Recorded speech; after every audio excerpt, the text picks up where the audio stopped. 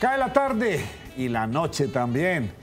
Y iniciamos, valga así la iconí, Sí. no funciona bien. Iniciamos, nos cogió la noche la primera mesa informativa y de opinión de Antioquia. Gracias, como siempre, por ser tan fieles con nosotros. Nos escuchan tanto al mediodía como en esta emisión central. Y muchas personas me dicen, no, es que veo hasta la repetición. Y yo les digo, por Dios, los admiro bastante. Porque este programa, verlo 2 veces, yo lo veo como difícil. Muy difícil. Y nosotros nos vemos más. Exacto. No. Bueno, señores de la mesa, ¿cómo están? Muy bien. A Buenas Juliana no tardes. le vamos a decir que está muy bonita hoy, pero todos los días le decimos lo mismo, entonces ella ya no puede con todas las flores que le echamos en la mesa. Ya mira y todo feo. No, porque va a mirar feo, no, ¿Seguro? Nacho. No, Estamos en Feria de para nada, Flores, estamos hizo. en Feria de Flores, vean. Ay, la flor ¿Lo de ve? esta mesa, las flores. Las flores. Aquí tenemos La- otro. el jazmín se nos fue, el jazmín. Pero vean, nos llegó. Jazmín está... Encantas. ¿Usted con qué flor se identifica? Las rosas. Me ¿Usted con qué encantan. flor se identifica? Los girasoles. Muy bien, entonces un girasol, una rosa y un jazmín. Habría que hacerle la pregunta a nuestro primer invitado del día de hoy.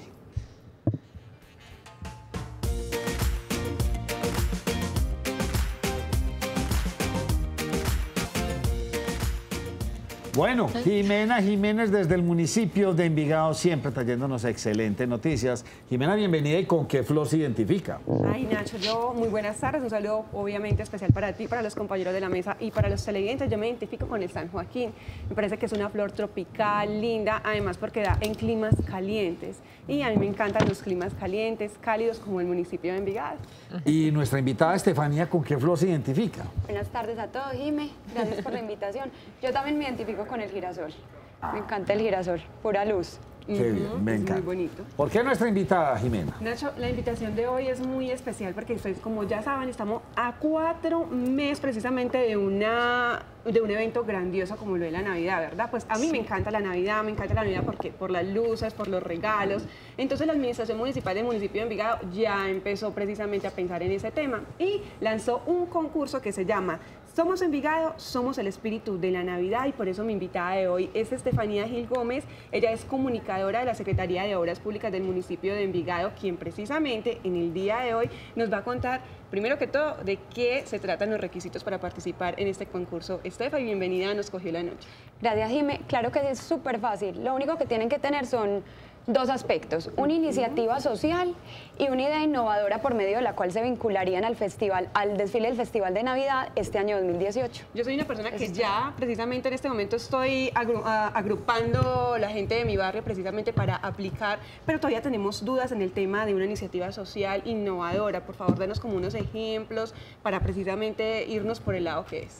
Es muy fácil. En cuanto a la iniciativa social, es cualquier trabajo en comunidad que mejore el entorno, que mejore socialmente a la comunidad. Digamos, puede ser de aseo, puede ser cuidado del medio ambiente, puede ser trabajo con mujeres, con los niños, cualquier aspecto que en conjunto, en comunidad, lleven a cabo.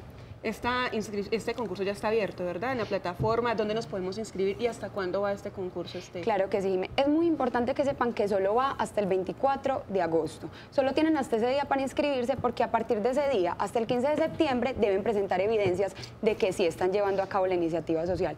¿Cómo se inscriben? Solo tienen que llevar el escrito, digamos, a la Secretaría de Obras Públicas, porque por facilidad ni siquiera hay un formato. La misma comunidad simplemente tiene que describirnos qué iniciativa social tienen, qué impacto tendría y qué idea innovadora tienen para vincularse al desfile de Navidad. Simplemente tienen que presentarnos esto o enviarlo, también lo pueden enviar al correo estefania.gil@envigado.gov.co. De todas maneras, si necesitan algún tipo de asesoría, también pueden comunicarse con la Secretaría de Obras Públicas. Son 10 los ganadores. Háblanos un poco sobre ese tema del desfile inaugural, precisamente de ahorita en el 2018, cómo va a ser, cómo se desarrolla y cómo así que estos 10 ganadores que precisamente pasan esta propuesta y ganen, van a estar abriendo como tal la Navidad del municipio de Envigado.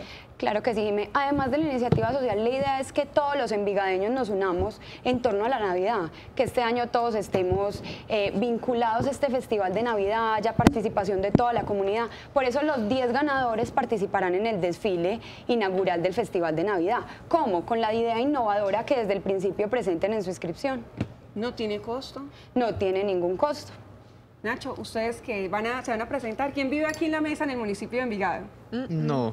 Ya nadie. Ya nadie. No, yo pertenezco al retiro. Está a media cuadra del municipio. Sí. Sí, porque estaba a 2 centímetros, ¿no? Bueno, yo me voy a inscribir, yo sí me voy a inscribir con mi familia, con la cuadra. Es súper fácil. ¿Qué les pareció la propuesta que tiene la administración Muy municipal? bonita. Envigado siempre dando de qué hablar. Y sobre Qué todo bueno. que el año pasado recordemos que todos quedamos encantados con los alumbrados, cómo estuvo el municipio, cómo la gente participó, estábamos viendo algunas imágenes y cómo no, pues hacer parte de este evento tan maravilloso que a todos nos encanta, la mayoría nos encanta, pues teniendo como todas las facilidades. Así es. ¿Desde cuándo va a empezar? O sea, mejor dicho, la Navidad empezó ya. Ay, Se tan acabó este bueno, año. sí. Ya 4 meses, dentro de 4 meses ya Por Dios, y si no se inmediatamente. preparan ya las administraciones, no lo logran hacer. Sí, señor. Ujú.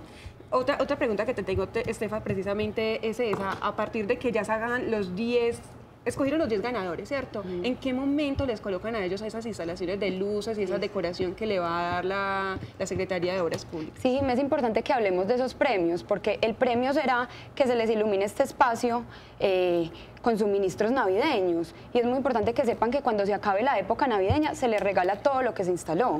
Entonces, digamos que los ganadores se definen en octubre, inmediatamente empieza el montaje para que el 23 de noviembre, que se inaugure el Festival de Navidad, ya el espacio que hayan escogido los ganadores, sea parque, cuadra, esté iluminado. Bueno, ya saben, esa es la gran invitación que les tenemos a todos los envigadeños a que se inscriban a este maravilloso concurso para que ustedes sean partícipes, pues, por supuesto, del iluminado del 2018 en el municipio de Envigado.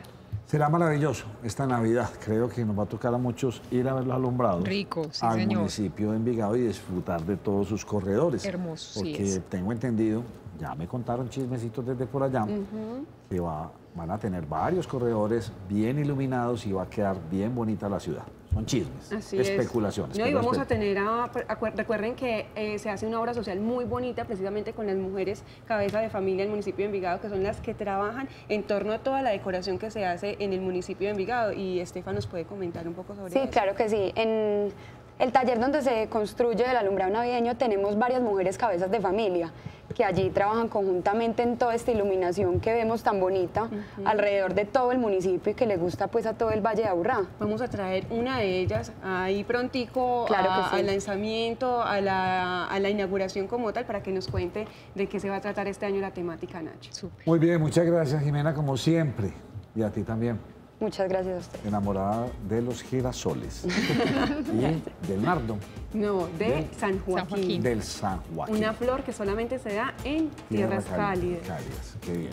Gracias por habernos acompañado. Vamos a hacer nuestra primera pausa y empezamos a contarles todo lo que ha acontecido en el transcurso del día en Antioquia y el mundo.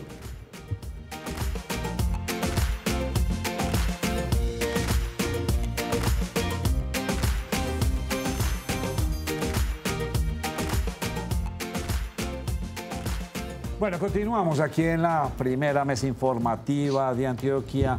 Germán, cifras de muertos, impresionante. Nacho, son aterradoras, como lo decía la misma gente del Centro de Memoria Histórica, porque se habla de 260 y algo de 1000 muertos durante el conflicto armado. Toman una fecha, eso sí, 1983 hasta 2018. Y hablan de quiénes son los que han causado esas muertes y también se habla de desapariciones, Nacho. Las cifras, pues, ahí la estamos viendo, 260.000 personas, 80.000 personas siguen desaparecidas. 94.000, casi 100.000 personas, dice este informe del Centro de Memoria Histórica, fueron responsabilidad de grupos paramilitares. Hay unos 5.000 casos más que son de las disidencias de esos mismos grupos paramilitares y 600 casos se le atribuyen a las guerrillas. También aparecen los agentes del Estado. 9.800. 9.800 agentes del Estado. Esa es una cifra, le recuerdo a usted, entre un lapso, faltarían más atrás y esperemos que no haya que contar más adelante, pero ese insumo se le acaba de entregar a la JEP. Y la idea es que con eso la JEP y con también el padre de RUC está haciendo lo del tema de la Comisión de la Verdad, sirva de insumo para que esas verdades se conozcan. Pero es grave, Nacho, que haya habido tantas personas muertas por cuenta del conflicto armado. Y ahí lo decíamos, grupos paramilitares, guerrillas y agentes del Estado. Son esos, digamos que los principales actores y responsables de todas esas muertes, y 85.000 personas desaparecidas, esas personas que no se saben dónde están, que se supone que ya murieron, familiares que nunca les dijeron los grupos armados ilegales dónde estaban los restos de sus seres queridos, porque algunos los arrojaban a los ríos, porque los desmembraban, porque los desaparecían y nunca se supo realmente qué pasó con ellos. Sí. Es aterrador esto, Nacho, muchas personas muertas por cuenta de un conflicto que esperemos se acabe pronto. Germán, ¿se puede hacer una lectura una lectura diferente? En 10 años fueron más los muertos por los paramilitares que en 60 años por las guerrillas. Es una cifra que da alarmante porque pueden poner nuevamente las cifras, qué pena. Me impactó mucho. Sí, porque son... O sea, hablaron de 95.000 casos. Sí, y 35.000 de la guerrilla. En 60 años de la guerrilla, casi. Por eso, me queda ahí un signo de interrogación bastante grande. Esta mañana lo venía escuchando también y se le atribuyen muchas muertes a paramilitares. Fueron 10 años en donde paramilitarismo afectó mucho la situación de muchos sectores de Colombia, porque es una cifra alarmante, son casi 3 veces más de los 60 años de las guerrillas. No defiendo a ninguno de los dos. No, obviamente no es bueno, que son las cifras bastante... Es una lectura diferente que bastante extraña, se queda uno como impactados. Serán ya pues entonces que los malos del paseo no fueron la guerrilla. Yo creo que, pero Nacho, yo creo que no se puede hacer esa lectura de porque es que los malos son todos. Exacto. O sea, simplemente los malos son la guerrilla, los paramilitares y malos agentes del Estado que matan personas sabiendo que están para defenderlos. ¿Quién sacó esta informe, Germán? El Centro de Memoria Histórica. Bien, son observatorios de investigación que hacen recopilación y son, Nacho, casos documentados. Es decir, son personas con nombre propio que se ha hecho durante todo este tiempo y aparece fulano de tal, fue asesinado en tal día por tal grupo, tal otra. Es decir, no podemos hablar de cifras a la ligera, es un estudio que se demora muchos años en hacerse. Lo que pasa es que, insisto yo, malos todos. No importa qué grupo representen y qué grupo sean, guerrilla, ELN, EPL, paramilitares, como usted los quiera llamar. Y lo más grave, insisto, es agentes del Estado metidos en esto. Gente del ejército, policía, no sé qué, de otras instituciones del Estado que estarían para otras cosas y no para eso. Ahí el problema es las cifras. Malos todos, pero hay unas cifras que hablan de quiénes mataron más o quiénes mataron menos, pero yo creo que eso no es lo importante. Lo importante es que se conozca esto y se sepa, y ojalá que cosas como estas no se sigan presentando en un país que ha sufrido tanto por cuenta de un conflicto tan largo. Pues yo creo que mañana podríamos renovar esas cifras porque a propósito de eso se va a llevar a cabo el conversatorio de la nueva ley de sometimiento. Va a estar coordinado por el señor Luis Guillermo Pardo, que es ex asesor de paz de Antioquia, y van a renovar todas las cifras, tanto de paramilitarismo como de muertes por guerrillas y grupos armados. Entonces yo creo que ahí va a salir otra estadística. Sí, ahí va a estar toda esa estadística resumida. Entonces, sí, habría que mirarla bien. Sí, me impacta pues ese informe, y sobre todo en un país que en este momento está tan polarizado por un lado, porque está clarísimo, paramilitares derecha, izquierda, guerrilla, y eso está así de claro. Entonces ya hasta los muertos los están politizando. Pero lo está haciendo una organización seria, lo está haciendo una organización muy seria, entonces no voy a opinar más sobre el asunto, pero pienso que para allá van las cosas. Pero yo no creo que, yo insisto, Nacho, en que no deberíamos darle esa lectura, porque aquí lo que se trata es hablar de la realidad. Y es que esa lectura usted no se la da, y lo entiendo, ni yo tampoco. Sí, no. Vaya a ver si Petro no se la dan, vaya a ver si los de la derecha no se la dan, vaya a ver si los políticos no se la dan. La van a volver como capital político, claro. Eso es clarísimo. Bueno, pero si son cifras reales, eso no se puede controvertir. O sea, si resulta que, bueno, los guerrilleros actuaban de una manera y tienen una cantidad de crímenes atroces, porque son crímenes atroces, aquí no los vamos a sacar en limpio, crímenes atroces, ataques a pueblos, ataques a la fuerza pública, pero digamos que era un combate distinto. Eso pensaría que eso podría explicar por qué las muertes son unas en un lado y otras en todo. En cambio, mientras los grupos paramilitares tenían otra ideología, digamos, otro fin, y las masacres muy seguidas en todo el país, eso podría explicar la razón por la cual son tantas víctimas, tantos desaparecidos, en contraste con lo que hizo la guerrilla. Sin decir, Nacho, y eso lo quiero insistir mucho porque ya me imagino las críticas, sin decir que haya menos malos o malos más buenos, porque eso no hay tal aquí. Malos todos, todos. Y lo que yo siempre insistiré es que no puede haber un militar, alguien de la policía, alguien de un organismo de investigación del Estado metiéndose en ese tipo de cosas, porque están pagados por el Estado colombiano, porque son personas que están para defender a los ciudadanos y metidos en esto. Los grupos armados ilegales los condenamos, rechazamos sus accionares, por supuesto, pero no le podemos pedir peras al olmo. Son los malos del paseo, son los que están ahí, pero a los que están del lado de la ley, a esos sí les tenemos que pedir que estén del lado de la ley y no de los criminales. Señores, Miguel Ángel, diputados y concejales apoyan a Uribe. Sí, señor. Esta mañana la bancada paisa, la Asamblea de Diputados y concejales le brindaron su apoyo a la no renuncia del expresidente Álvaro Uribe. Esta mañana reiteraron su apoyo desde Medellín, desde Antioquia, a esta echada para atrás en la renuncia del expresidente. Reversazo. Ese reversazo que dio en las últimas horas. Dejaron algo muy claro, que respetan a la institución de la Corte Suprema de Justicia, no opinaron de manera radical con respecto a la decisión de Uribe de reemplazar a los magistrados, pero sí apoyaron que era muy importante para la bancada, tanto a nivel local como a nivel nacional, que el expresidente Uribe siguiera en el Senado, Nacho. Juan Carlos Escobar pregunta, y eso algún día lo traeremos aquí a la mesa. Nacho, una pregunta: los periodistas que abusan de la libertad de prensa, ¿quién los juzga? ¿Quién los controla? Aparentemente nadie. Esto es autocontrol y no abusar de los medios. Ahí tiene que haber ética, Nacho. Yo creo que nosotros como periodistas debemos tener el autocontrol y estoy de acuerdo con usted. Uno tiene que saber qué dice y qué no dice. Y uno tiene que, sobre todo, apelar a la verdad. Basarse en hechos reales, comprobables, datos, cifras y hechos, cosas que son ciertas, no especulaciones, no andar haciendo presunciones, simplemente actuar con responsabilidad. Tocaría que cada quien sea suficientemente responsable como periodista y yo creo que ahí están las personas como televidentes, lectores, oyentes, los encargados de brindarle la confianza y la credibilidad de una persona que se la merece o simplemente dejar de verlo, dejar de oírlo, dejar de leerlo si se da cuenta que no está siendo ético. Nacho, volviendo sobre el tema que le mencionaba Miguel, he escuchado un análisis sobre cómo está hoy por hoy en la Corte Suprema de Justicia y decían que a pocas cuentas, salvo quizás 2 o 3 excepciones, los actuales magistrados de la Corte no son tan distantes del expresidente Uribe. O sea que lo juzgaría una Corte que no es...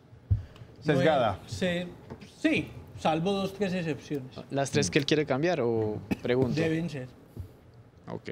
Muy bien, Liliana, ¿qué tiene para contarnos? Nacho, vea, ¿qué tengo para contarle? Mucha información. Empecemos hablando de la EPS Medimás, porque ellos hoy presentaron precisamente, Nacho, un balance de lo que se viene haciendo en el departamento de Antioquia y también en el departamento del Chocó. Hablan que se tienen 482.000 usuarios entre ambos departamentos. Ya están prestando su operación en 124 municipios. Y hay algo, Nacho, que me llama la atención y ellos hacen énfasis en unas rutas integradas de atención. Ellos dicen que como tal el gobierno tiene 17 rutas, ellos están presentando 19 rutas de atención integrada que tiene que ver precisamente mejorar ese servicio de atención en salud a las personas que se encuentran privadas de la libertad y también aquella atención domiciliaria. Es con esto, Nacho, ya ellos llevan 1 año de operación en el departamento con este nuevo nombre, porque antes estaban con otros nombres, y continúa la operación en Medimás del 80, la clínica donde se estaban prestando los diferentes servicios. Ellos dicen que se viene haciendo todo un plan precisamente para mejorar las instalaciones y los diferentes servicios en las diferentes clínicas y hospitales y que se tienen contrato con 253 IPS en todo el departamento de Antioquia y también del Chocó. Don Carlos Acosta, no se estrese, ni tiene por qué responder.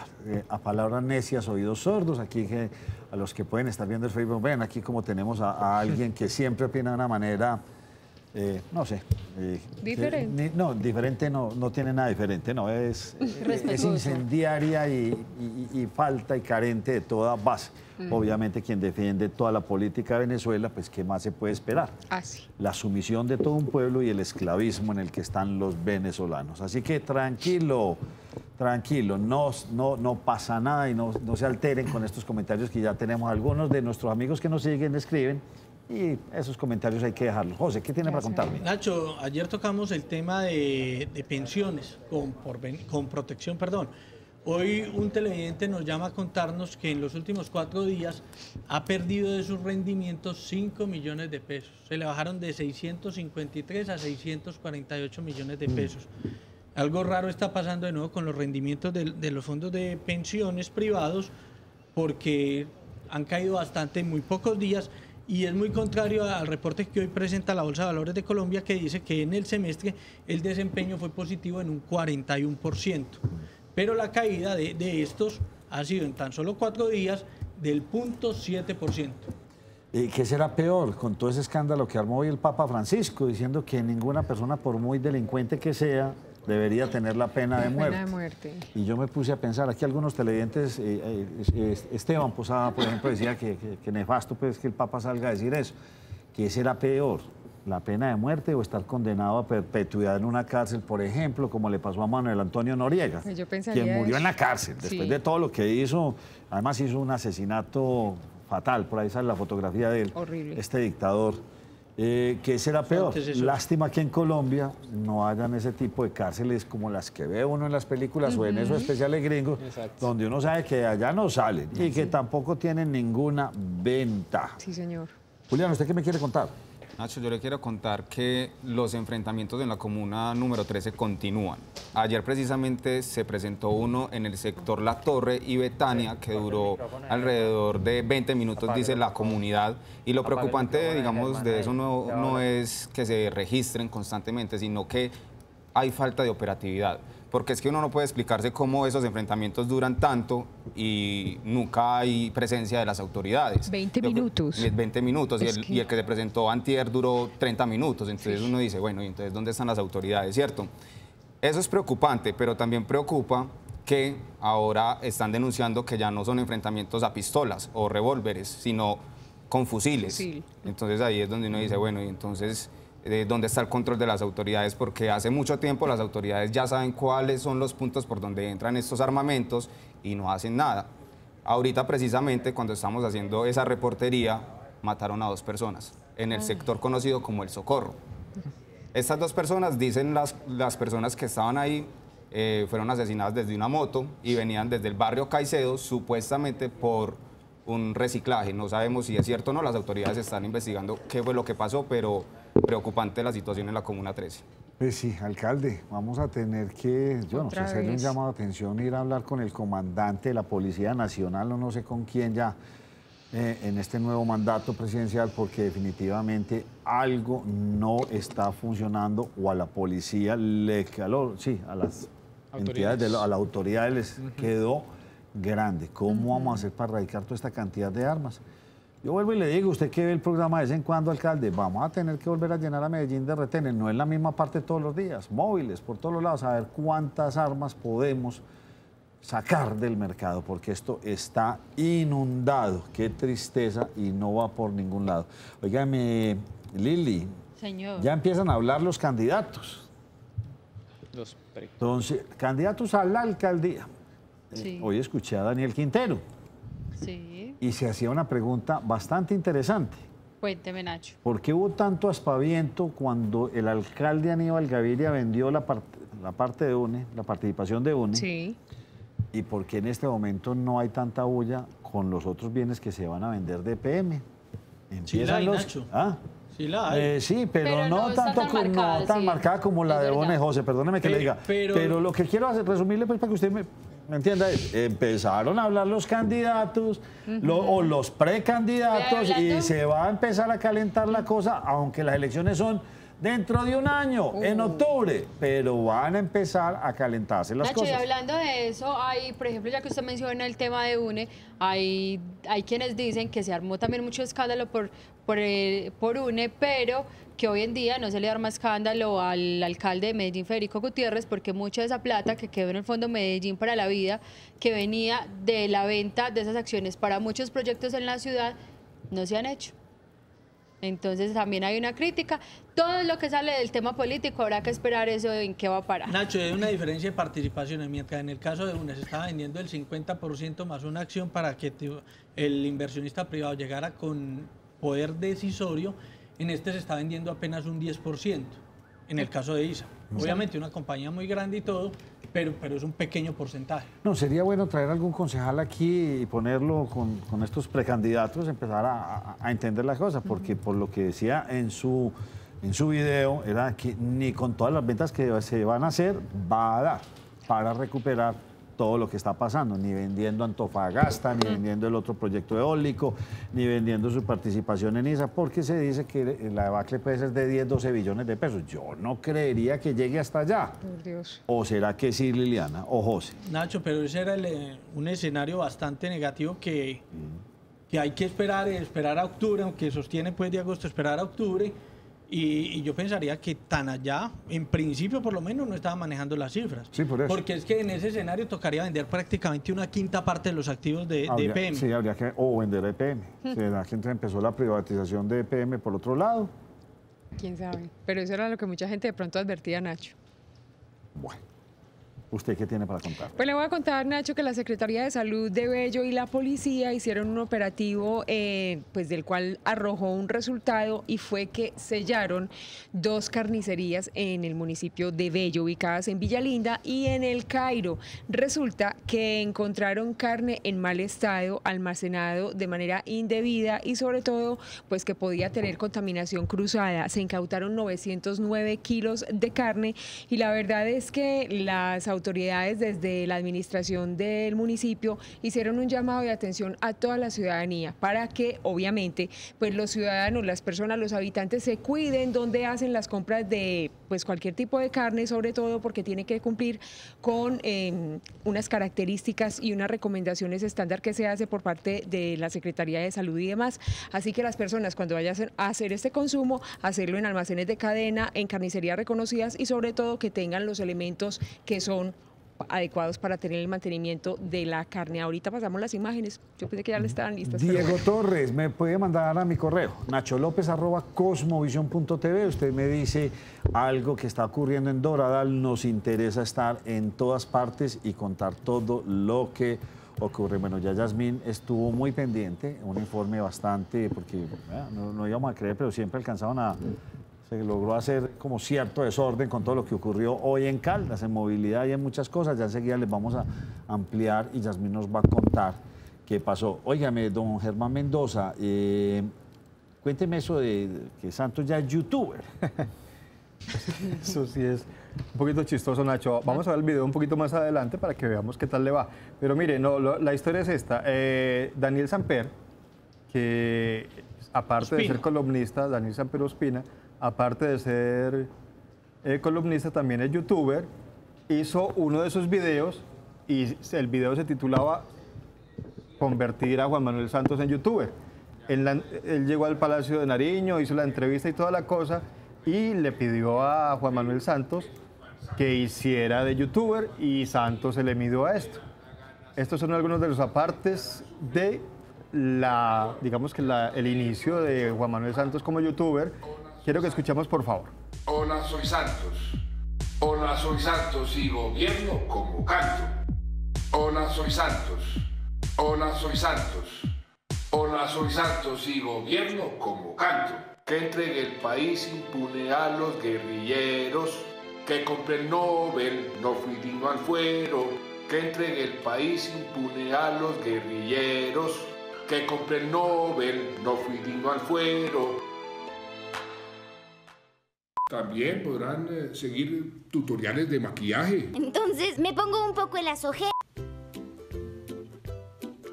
Hoy vamos a aprender a echar sombras. Y para eso nos vamos a inspirar en los líderes del Nobel. Y claro, hacer tutoriales de cocina. Yo hago los churros así como redondos. Para aprender a hacer platos de sal. El día de hoy serviremos un medallón. El medallón del Nobel. Y de dulce. Hoy haremos una riquísima receta con mermelada. Pero se acabó. Toca pedírsela al nuevo presidente. Y muchas cosas más. Entonces, suscríbete a mi canal, que seré millonario siempre y cuando compren mi libro. Bueno, bien interesante. Ya pasa a otra faceta muy distinta. Pero al final hay que aclarar, Nacho. Eso fue lo que lo puso a hacer Daniel Samper en su video, y él se le midió, hizo algunas cosas que ya había grabado antes con sus hijos y toda la cosa, chistes y todo, y él hacía como la parodia de lo que hacen los youtubers, de tutoriales, de esas cancioncitas que tienen un nombre, no sé cómo se llama, de la vida pintada en un tablero. Todo lo que utilizan los youtubers, él lo hizo, pero al final le preguntó a Daniel Samper, ¿usted se ve haciendo esto? Y dijo, definitivamente no. Eso no es para mí, yo me dedicaré a descansar más bien y a cuidar a mi nieto. Y entonces eso lo hizo como una broma para seguirle el juego a Samper. No es por nada, pero yo quiero que me vuelvan a mostrar las cifras que mostró Germán al inicio, porque aquí don Alfonso, muy juiciosos los televidentes, se pusieron a sumar. Y resulta que las sumas no dan. La información está parcial ahí, Germán, porque esta persona se sentó y sumó 94.000, más 35.000, o sea, lo sumó todo y le dieron 121.956, ¿sí? Dice 266.094 muertos por los grupos paramilitares, 35.000 a la guerrilla y 9.800. No, Nacho, esas son cifras que yo extracté, que son las más relevantes, pero hay otros temas, otros actores, hay otras cifras, digamos que, por ejemplo, en el caso de las FARC lo hacen aparte. 15.000 se le suman a las FARC. Entonces ya queda clarísimo. Faltaron, pero entonces la duda ahí es, Germán, la sumatoria de esos 121.000. No, 140. No, aquí dice, porque los muertos totales fueron 262, estaban, pero dice que ¿quién mató? Pues, o sea, hace falta todavía quien responde. Están ahí también lo de los falsos positivos. Por eso, pero entonces, es que está hablando de que hay un faltante de 150.000. Entonces, ¿dónde están esos? Pero, o sea, habría que buscar la información bien. Pero muy bueno, don Alfonso Toro.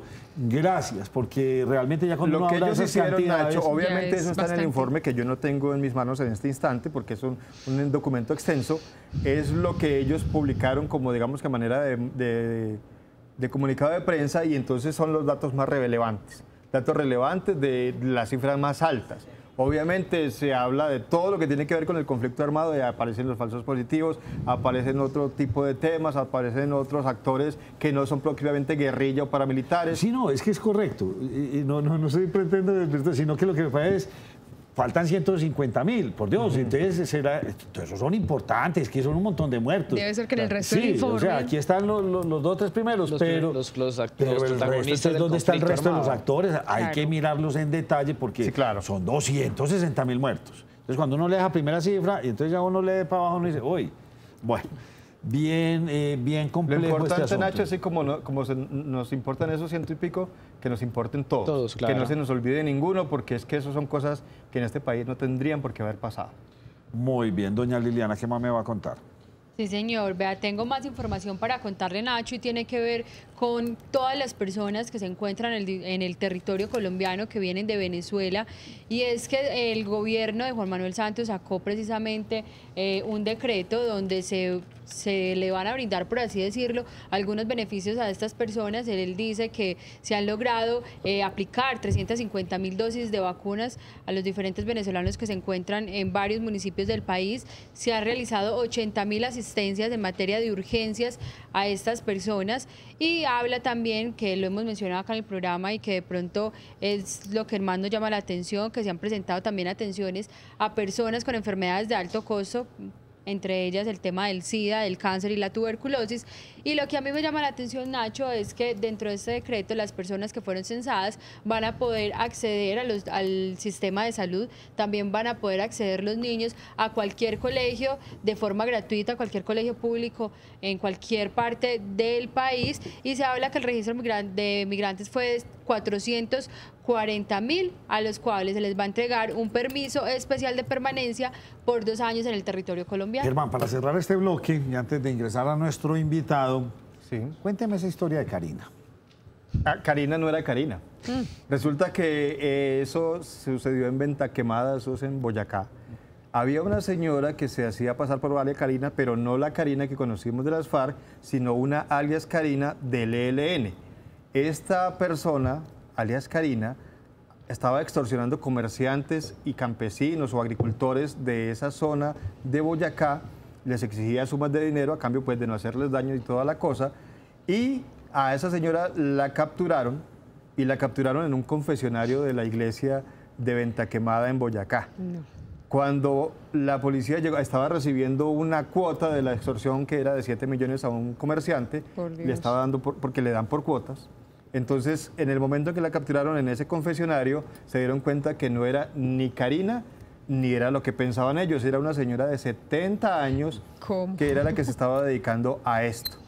Teníamos la foto, vamos a ver si ahí está, esa es la señora. Por Dios. Pero venga, ¿ella actuaba sola o actuaba ella, para un grupo? Aparentemente actuaba sola. Pero tenía una libreta con todos los datos de sus víctimas y hasta un libreto le decía que ella se acabó el plazo, etcétera, etcétera, y los llamaba por teléfono y los amenazaba, los extorsionaba. Los colombianos a veces somos genios y figuras para lo malo. Pero para pues, lo malo. Así es. Hagamos una pausa, ya vamos a hablar con nuestro invitado.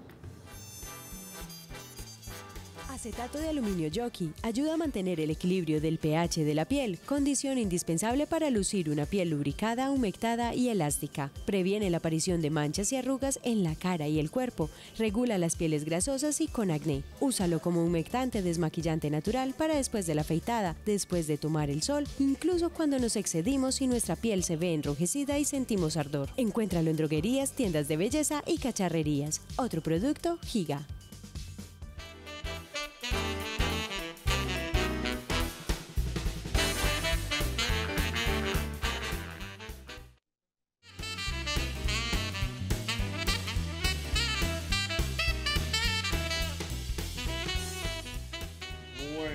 A petición del público, Cómpralo TV presenta Estado, Política y Economía en Colombia, Capitalismo Burocrático y Gangsteril. El libro del doctor Gilberto Tobón está desde 65.000 pesos más envío.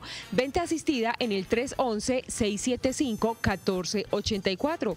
Pago contra entrega en más de 300 municipios y domicilios en todo el país. Cómpralo TV, buen precio, fácil y seguro. Bueno, por aquí me escriben desde Los Ángeles. Se me fue la persona, la tenía por acá, qué rico, me dice que eso es un paraíso. Marce Mendoza, perdonen la ignorancia, ella está por allá lejos, también desde Abu Dhabi, por allá desde Arabia, de Qatar, mejor dicho, California es muy bonito. Bueno, señores, vamos, ya llegó Yasmín a la mesa, más adelante les vamos a hacer un resumen sobre todo lo que ocurrió hoy en el municipio de Caldas, donde la sociedad y algunos empresarios y transportadores se movieron porque estaban en desacuerdo con todo lo que está ocurriendo. Entonces, más adelante, Yasmín nos hará el respectivo resumen y nos contará. Don Víctor, ¿cómo me le va, hombre? Muy bien, muy ¿Qué bien. ha Un hecho? cordial saludo para todos ustedes, para los televidentes. Bueno, acá moviéndonos con lo de la consulta anticorrupción para este 26 de agosto. ¿Cada cuánto compra usted sombrero? Pues esos sombreros son así de finos que le rinden. Yo siempre lo veo en toda la foto, en todas partes. Cuando estaba en la primera campaña, como iba en una bolsa en mi moto, ese sí había que comprarlo cada 2 o 3 semanas. En el Congreso me duraban un poco más, unos 3, 4 meses cambiaba de sombrero. Usted estudió medicina. Médico. Usted estuvo metido en el gremio cafetero. Cafetero del suroeste antioqueño. Y ahora está metido en política completa. Lo que pasa es que todo lo otro también es político de alguna manera. Todo lo que hice como miembro de la Dignidad Cafetera, negociador del Palo Cafetero, es también política. Participé pues del proceso electoral, estuve 4 años como representante de la Cámara, participé en el pasado como candidato al Senado, y uno no deja de hacer política porque la responsabilidad política del ciudadano no se agota en las elecciones. Pero los Seguimos cafeteros son expertos en llorar. No sé si vio la noticia hoy de José. No les sirve el precio del dólar. No les sirve a 2.900, 2.900 y pico, que porque no les da. Nacho, Eso no dice, ¿por qué? Entonces, ¿cómo sobrevivieron cuando estuvo tantos años a 1.800, 2.000 y pico de pesos? ¿Cómo hicieron para sobrevivir? Explíqueme, entonces ya no le... Claro. O sea, ellos quieren entonces que nuestra moneda esté a 5.000 pesos para... ¿Por qué no le está sirviendo? Es que el sirviendo? problema era varias cosas. Cuando hicimos el paro cafetero, ya hace más de 3 años, eran varios los temas que tenían que tocar. En su momento un auxilio coyuntural porque los costos de venta estaban por debajo de los precios de producción, de los costos de producción, los precios de venta. Entonces, ese era uno de los puntos, pero había que intervenir sobre otros elementos estructurales que hacía que precisamente esos costos de producción fueran elevados y los precios de venta no los que se querían que fueran. Eso no se corrigió. No logramos con ese paro una negociación efectiva en esa materia, solo el auxilio económico momentáneo. Lo cierto es que los costos de producción están bastante elevados y con un precio del dólar que no es el adecuado porque es un producto además que se exporta en su mayoría, porque no logramos impulsar el fortalecimiento del mercado interno, que era una de las grandes apuestas para precisamente poder paliar estas situaciones y lograr un fondo de estabilización, pues lo que ocurre es que cuando cae el precio del dólar, cae la cotización internacional del café, porque no es solamente eso, caen las dos cosas, pues obvio se hace insostenible porque los precios de venta están por debajo de lo que cuesta producir una caja. Me están diciendo Nacho, que le sirve a 3.500 pesos precio de dólar. Y yo dije, por Dios, eso sería la debacle. Eso está diciendo. Muy elevado. Eso sería la debacle para Colombia. Y la debacle es en el sentido de la reconversión, aquel que tenga que ir a comprar nueva maquinaria, nuevas cosas. La debacle para el que importa, para el que exporta. Pero yo le hablo del que importa no cosas suntuosas, sino para el empresario que tiene que traer maquinaria de última tecnología, tractores de última tecnología, los drones. Nacho, o sea, ese país que genera tanto pero empleo. Si no hemos comprado tecnología con dólar a menos de 3.000 pesos, ¿hace cuánto tiempo? ¿Cuándo la vamos a comprar? Y la otra es que la balanza comercial está en contra de Colombia. O sea, la mayoría, en este momento, todos los tratados de libre comercio no arrojan un balance positivo. Las importaciones aumentaron sensiblemente y las exportaciones se redujeron. Entonces estamos importando una gran cantidad de elementos que Colombia podría producir. En parte todo esto que ocurre, que no hay tractores, que no hay no sé qué, es porque no los hacemos acá, y no los hacemos acá es porque nunca se ha procurado por el fortalecimiento del aparato productivo nacional, que es una de las apuestas necesarias si queremos lograr también una dinámica económica mucho más favorable para el país. Bueno, ahí los veo. Muy lamentados, muy tristes hoy, no les sirve el precio del dólar, tiene que ser más alto. Y por el otro lado los empresarios dijeron, por Dios, más alto no da. Y entonces, ¿qué vamos a hacer para seguir actualizándonos en tecnología, en software, en computadores? Cada vez se va a volver más costoso, el país se volverá viejo en ese sentido. No lo abro por el carro que usted se quiere comprar, usted quiere un carro eléctrico, tal. Tampoco podríamos ir hacia ese panorama. El país no podría importar carros eléctricos con precios altos, entonces caeríamos en una trampa. Muy alto es muy duro y muy bajito también.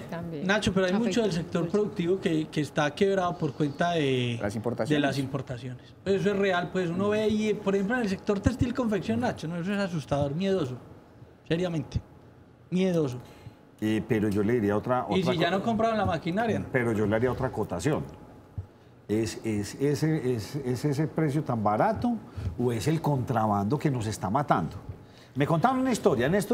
Hace 1 o 2 años llegó un importador y entró por Buenaventura y bajaron el container y los de la DIAN lo revisaron cuando todos los zapatos eran izquierdos. No, mano, esto es una importación fallida, qué pesar, nos la mandaron mal, entonces obviamente le entregaron.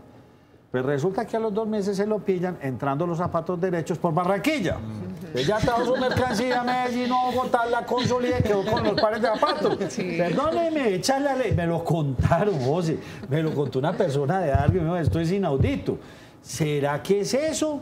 ¿O será que no estamos protegiendo desde el gobierno nacional nuestra industria? Estamos dejando que compremos a países que hacen dumping de una manera impresionante. Estados Unidos, el caso de la leche, que hay un dumping, pero clarísimo. Estados Unidos se cuida de eso. Estados Unidos, usted me está haciendo dumping, no señor. Nada. Esos ellos para dumpear están solos. Pero para cumplir, ¿no? Colanta están chiquiticos con el tema de la leche. No le está dando tampoco. No le está dando. Pero entonces vuelve a regar. ¿Los textileros regados de cuenta de qué? ¿Del contrabando o de toda la ropa que está atrás? Un poquito, Nacho. Yo me iría mucho por el contrabando. Eso es una maravilla y eso todavía. Aquí no estamos al frente de lo que sale y no de lo que entra, sino porque hay tanta arma, hay tanta cosa. Pero bueno. Eso es muy cierto. Señores, vámonos al tema. Ahí hablando de política con don Víctor. Vamos a hablar. Está usted enfilado con todo lo que es esta consulta anticorrupción. Así es, y este es uno de los grandes problemas que tenemos como país. Buena parte de los problemas que están enunciando acá, de que no se apoya el aparato productivo nacional, de que los costos de producción son muy altos, también surgen porque la plata que debería invertirse desde el Estado para solucionar los problemas del país termina en bolsillos de particulares que han hecho del Estado su propio botín. Y no es cualquier peso, son 50 billones de pesos. Eso es 20 veces el presupuesto de las universidades públicas del país, como 200 veces el presupuesto que tiene la ciencia, la tecnología y la innovación en Colombia, que sería motor del desarrollo. Con eso se podrían construir cada año las grandes autopistas 4G, 20 túneles de la línea por año, mejor, si lo que ustedes quieran, 20 veces el presupuesto del Ministerio de Agricultura para fortalecer el agro nacional. Es la plata con la que Colombia podría ser uno de los países más desarrollados de la región y estar entre los mejores del mundo. Y ese problema hay que intervenirlo. Se ha tratado a través del Congreso de la República impulsar algunas medidas normativas que lleven a que se solucionen algunos de los problemas que facilitan o condiciones que facilitan la corrupción y no ha sido posible. Y en esa medida se impulsó por parte de la senadora Claudia López y y Angélica Lozano, que en su momento era representante a la Cámara, la intención de, a través de una consulta al pueblo colombiano, obligar al Estado colombiano, al gobierno nacional, a tomar estas medidas, a generar las transformaciones normativas en 7 mandatos. 7 mandatos. El primero de ellos, la reducción del salario de los altos funcionarios del Estado, que varias veces se intentó en el Congreso y no fue posible.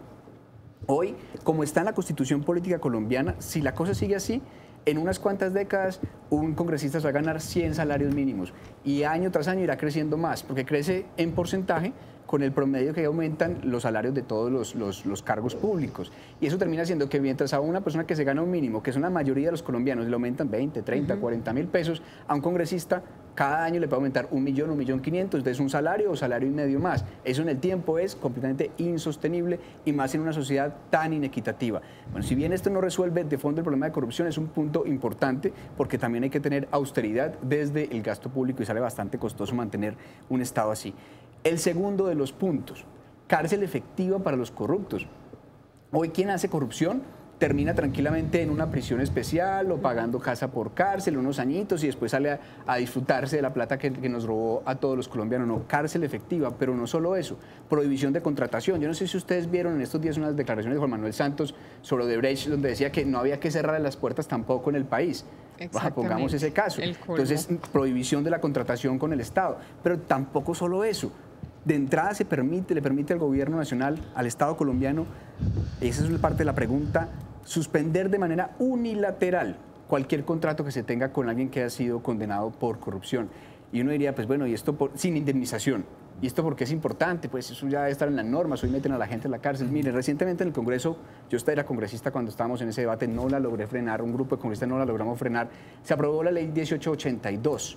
Esta ley hace que los colombianos del bolsillo nuestro, de nuestros impuestos, le tengamos que pagar a los contratistas corruptos. Entonces, si un banco le prestó a un contratista y resultó que hubo corrupción y no se pudo terminar de pagar, el Estado colombiano de los impuestos le paga al banco. Entonces, cero indemnización para nadie ni para los corruptos. Ahí Odebrecht está demandando 3.8 billones de pesos. Entonces, ese es otro de los puntos de la consulta anticorrupción. El otro punto, el tercer punto, es contratación transparente. Hoy en la gran mayoría de los municipios del país, casi toda la contratación, un porcentaje muy alto de ella, varía de municipio en municipio, se hace a dedo, contratación directa. Entonces el amigo del alcalde o los contratistas cercanos, los que terminan llevándose las contrataciones con pliegos que son amañados para que puedan cumplir las condiciones que no son siempre las mejores. En últimas, la variedad de oferentes permite que a través de la competencia se garantice una mejor ejecución del presupuesto público. Entonces lo que se pide acá es que existan unos pliegos tipos, lo que se obligaría con esta consulta, unos pliegos tipo, esos pliegos tipos aplicarían para todos los contratos en las distintas entidades territoriales.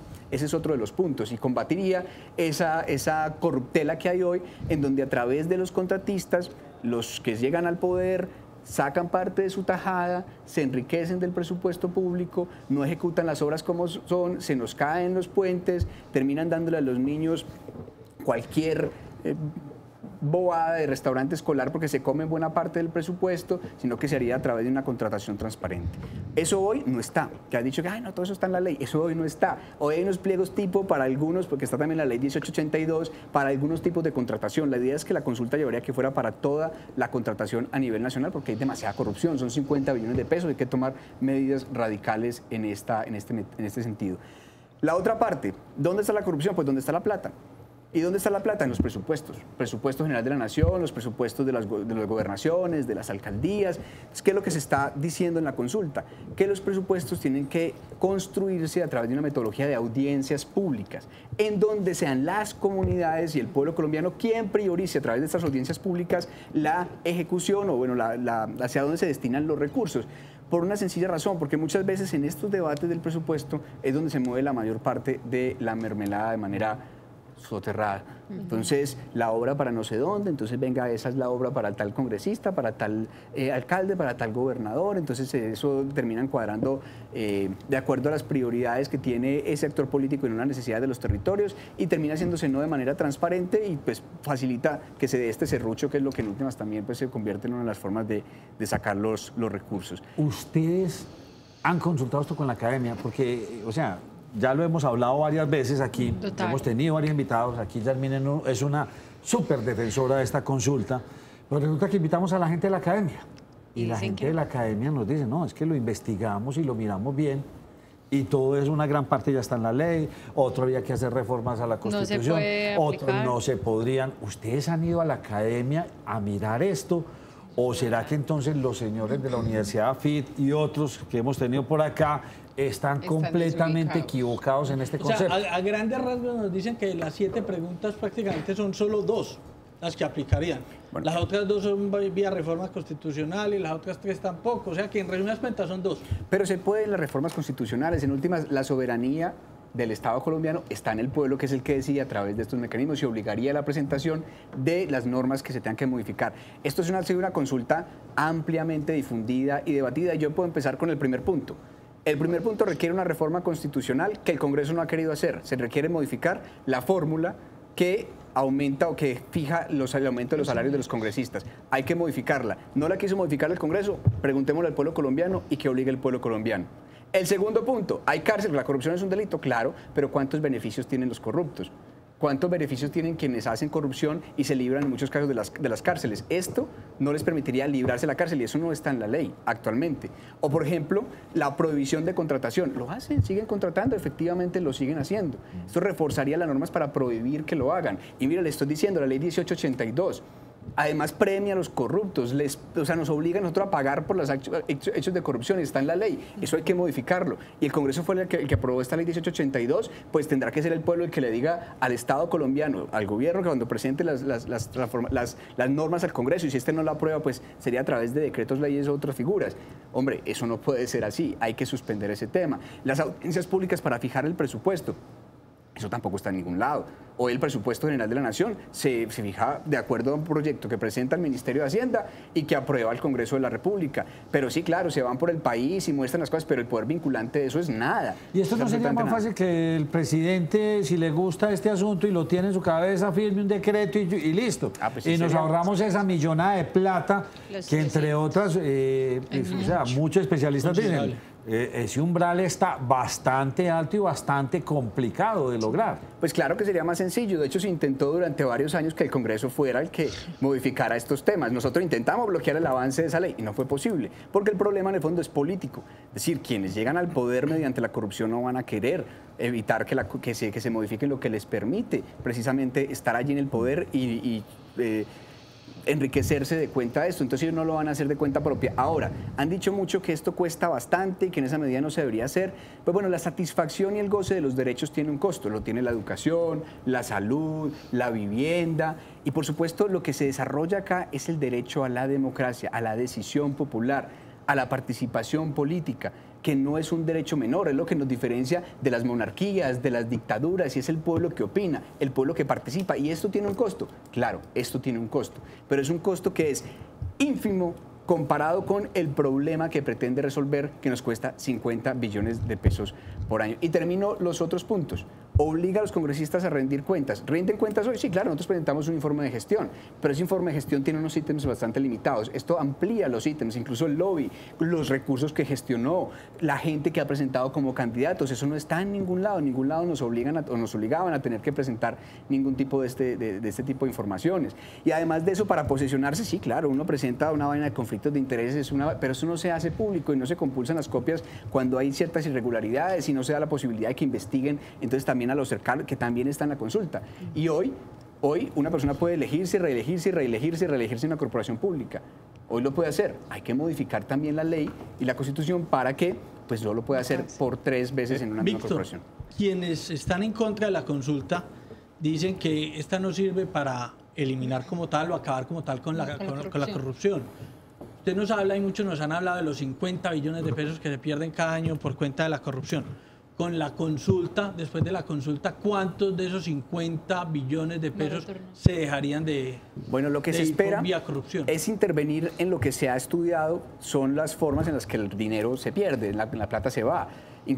o lo que facilita las condiciones para que eso se dé, como que la gente se atornille en el poder. Pues uno esperaría que redujera de manera sistemática y dramática, pues más que sistemática, dramática, esta cifra, pues ojalá casi a cero, ojalá. Lo que pasa es que la corrupción es un fenómeno difícil de combatir y no puede uno simplemente darse por derrotado. Es decir, entonces, esto va a tener efectos, esperamos que los tengan, y pues me parece que las acciones están orientadas hacia allá, va a tener efectos. Que puede pasar que en el marco de toda la implementación el corrupto busque otras trampas y otras cosas, pero bueno, esto es una lucha contra la corrupción y que incluye, por supuesto, estas medidas que están aquí contempladas. Pero hay que darla, y no la ha querido dar el Congreso, pues que la dé el pueblo colombiano su soberanía. Yo tengo una inquietud. Si esta consulta, digamos que le afectaría a políticos, digamos que a corruptos, contratistas políticos, porque hay gente que se opone. O sea, ¿por qué al ciudadano del común le afecta esta consulta para algo? Al ciudadano común, para nada. Para nada. Hay un mito raro que salió yo no sé de dónde, ni por qué, ni con qué sustento, que si se le bajaba el sueldo a los congresistas, dice que le iban a bajar el sueldo a todo el mundo, que entonces se bajaba el sueldo de los abogados, que se bajaba el sueldo de los trabajadores del Estado, de la policía. No, esto está específicamente limitado a los altos funcionarios del Estado. Altos funcionarios que les pondrían un tope de 25 salarios mínimos legales mensuales vigentes.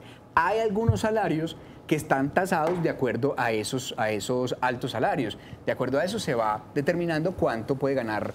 Pues incluso los magistrados y otros funcionarios dependen del salario del Congreso. Y en la rama judicial, pues lo que gana el magistrado va. Pero claro, lo que esto hace, la consulta lo que hace es que obliga a que se presenten ciertas normas. Y en esas normas en las que se presenta tendrá que quedar claro que otras tendrá que ser la fórmula para esos trabajadores del Estado que no son altos funcionarios. Entonces no tendría por qué afectar, que ese sería uno de los puntos que más he escuchado, a ningún colombiano en particular. El próximo miércoles, con su acidez habitual, el doctor Tobón estará aquí en el programa y vamos a hablar de este mismo tema desde otra óptica completamente distinta. Vamos a ver con qué nos sale el doctor Tobón frente a la consulta anticorrupción.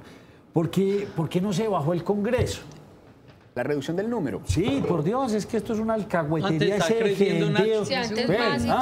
Está creciendo. Sí. Por eso, ¿por qué eso sí no lo vieron? ¿Por qué cuando salió esto, eso sí no se ve? Por varias razones. Yo nunca he sido partidario de la reducción del tamaño del Congreso, sí de los ingresos y lo que cuesta un Congreso, pues un congresista en particular. Pero estos son espacios de representatividad política, donde la diversidad del pueblo colombiano tiene que ser escuchada. Y si hay un pueblo diverso es el nuestro. Y en esa medida, reducir el número de congresistas lo que tiene es un efecto bastante complejo sobre las minorías políticas y la oposición. Si hoy reducen el número de congresistas, los que vuelan, de entrada son los partidos alternativos, de entrada son los primeros que salen del Congreso de la República, porque las votaciones más altas son de los partidos tradicionales. Habría una hegemonía. Claro, además, y una restricción al ejercicio de muchos sectores de poder participar de estos espacios. Claro, en la medida que crece la población, tiene que crecer la representatividad. Y vuelvo a lo mismo, cuesta la democracia, claro, la operatividad de la democracia tiene un costo, pero es que ese es un derecho que está incluso en el marco de los derechos de primer orden, de los derechos fundamentales, la participación política, el derecho a ser escuchados, el derecho pues a elegir y a ser elegidos. Y esto es lo que nos diferencia, vuelvo a lo mismo, de las dictaduras, de las monarquías. El Congreso es fundamental para que las deliberaciones se den en el país. Entonces yo diría que el gran problema del Congreso en Colombia no es tanto o que sean muchos o que cuesta mucho, sino que no funciona bien. Y en eso el pueblo colombiano tiene una responsabilidad muy grande porque no ejerce el derecho al voto como debería ser. Víctor, ¿cómo es la agenda de ustedes?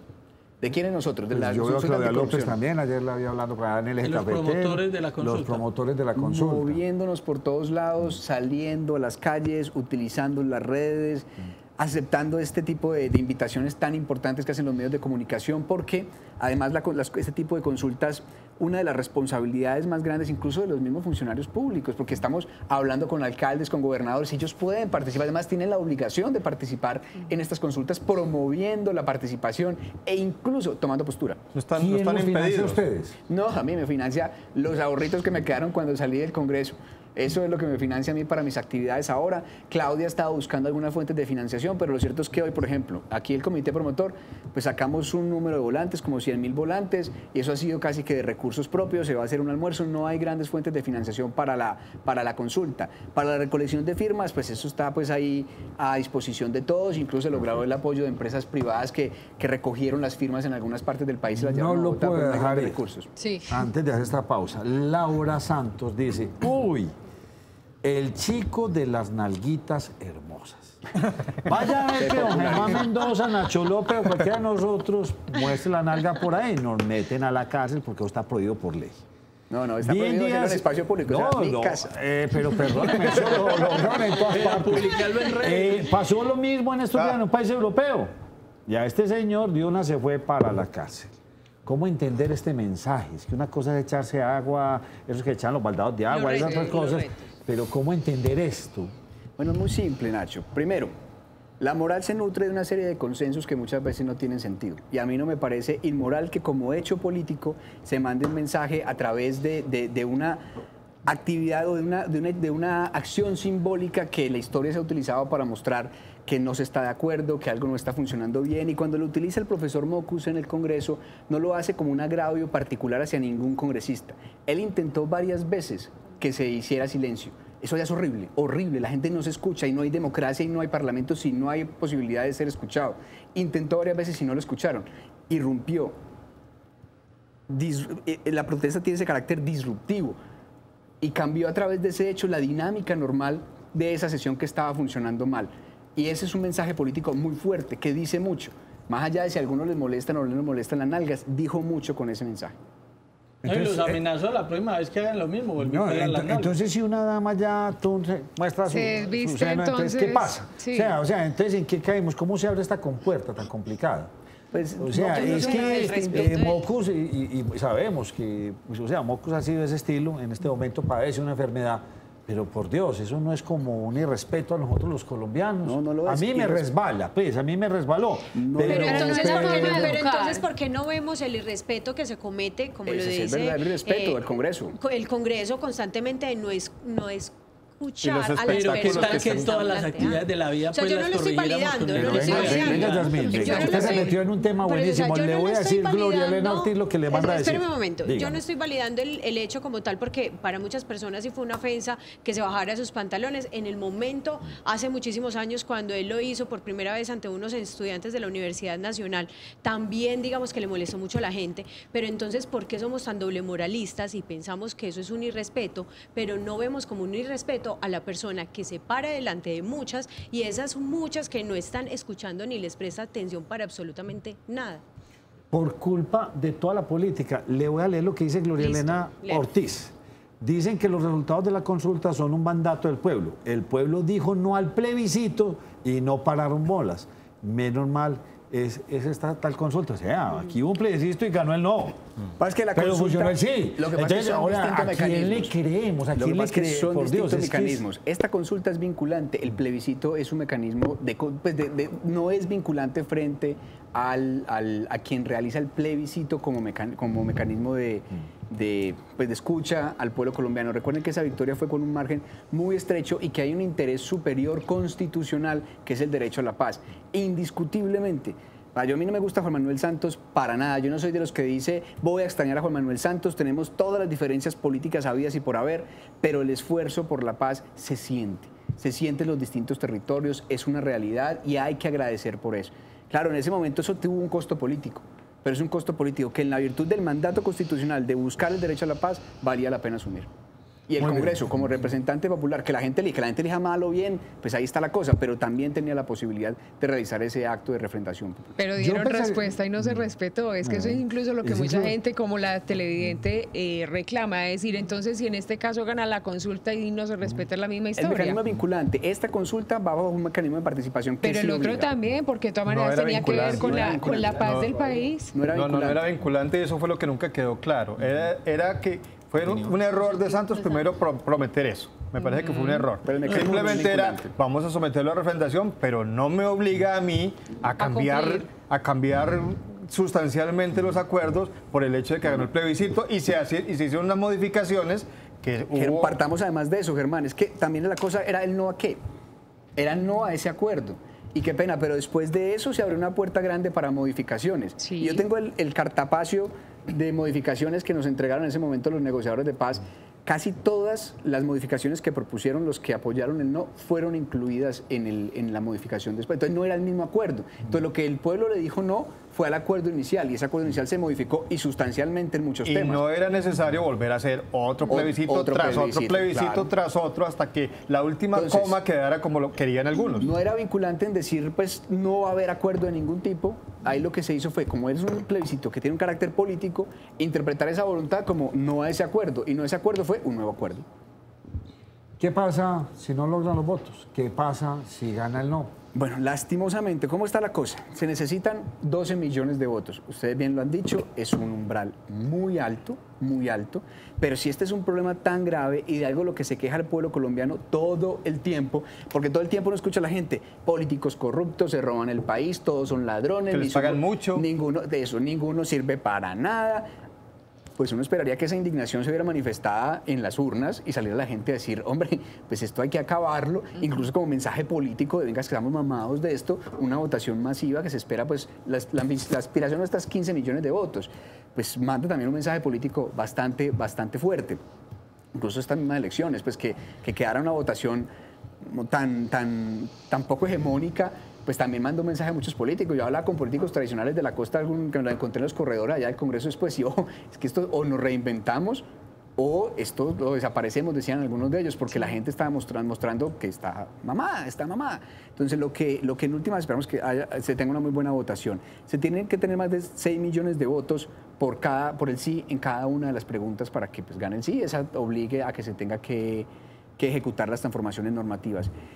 Si no se alcanzan los 12 millones de votos, entre todos los votos, sí, no, votos nulos, todos los votos, o si no, pues básicamente no hay aplicación de ninguna de las preguntas, lo que sería una derrota no de los promotores de la consulta anticorrupción, porque es que esto no lo hace nadie por figurar del pueblo colombiano. O sea, pero venga, yo ahí sí estoy de acuerdo con ustedes lo van a capitalizar. O sea, yo creo que Claudia López inmediatamente lo capitaliza y lo tira todo contra... ¿Quién es el culpable? Álvaro Uribe, porque eso es la política y no estamos en un nuevo gobierno, estamos en una campaña de 4 años.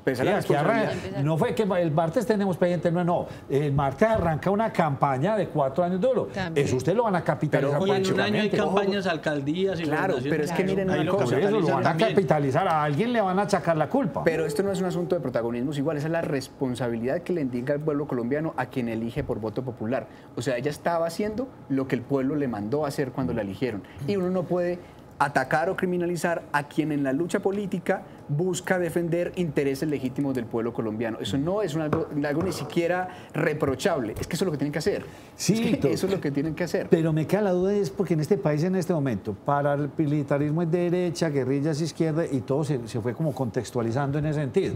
Entonces, ¿ahora qué va a hacer eso?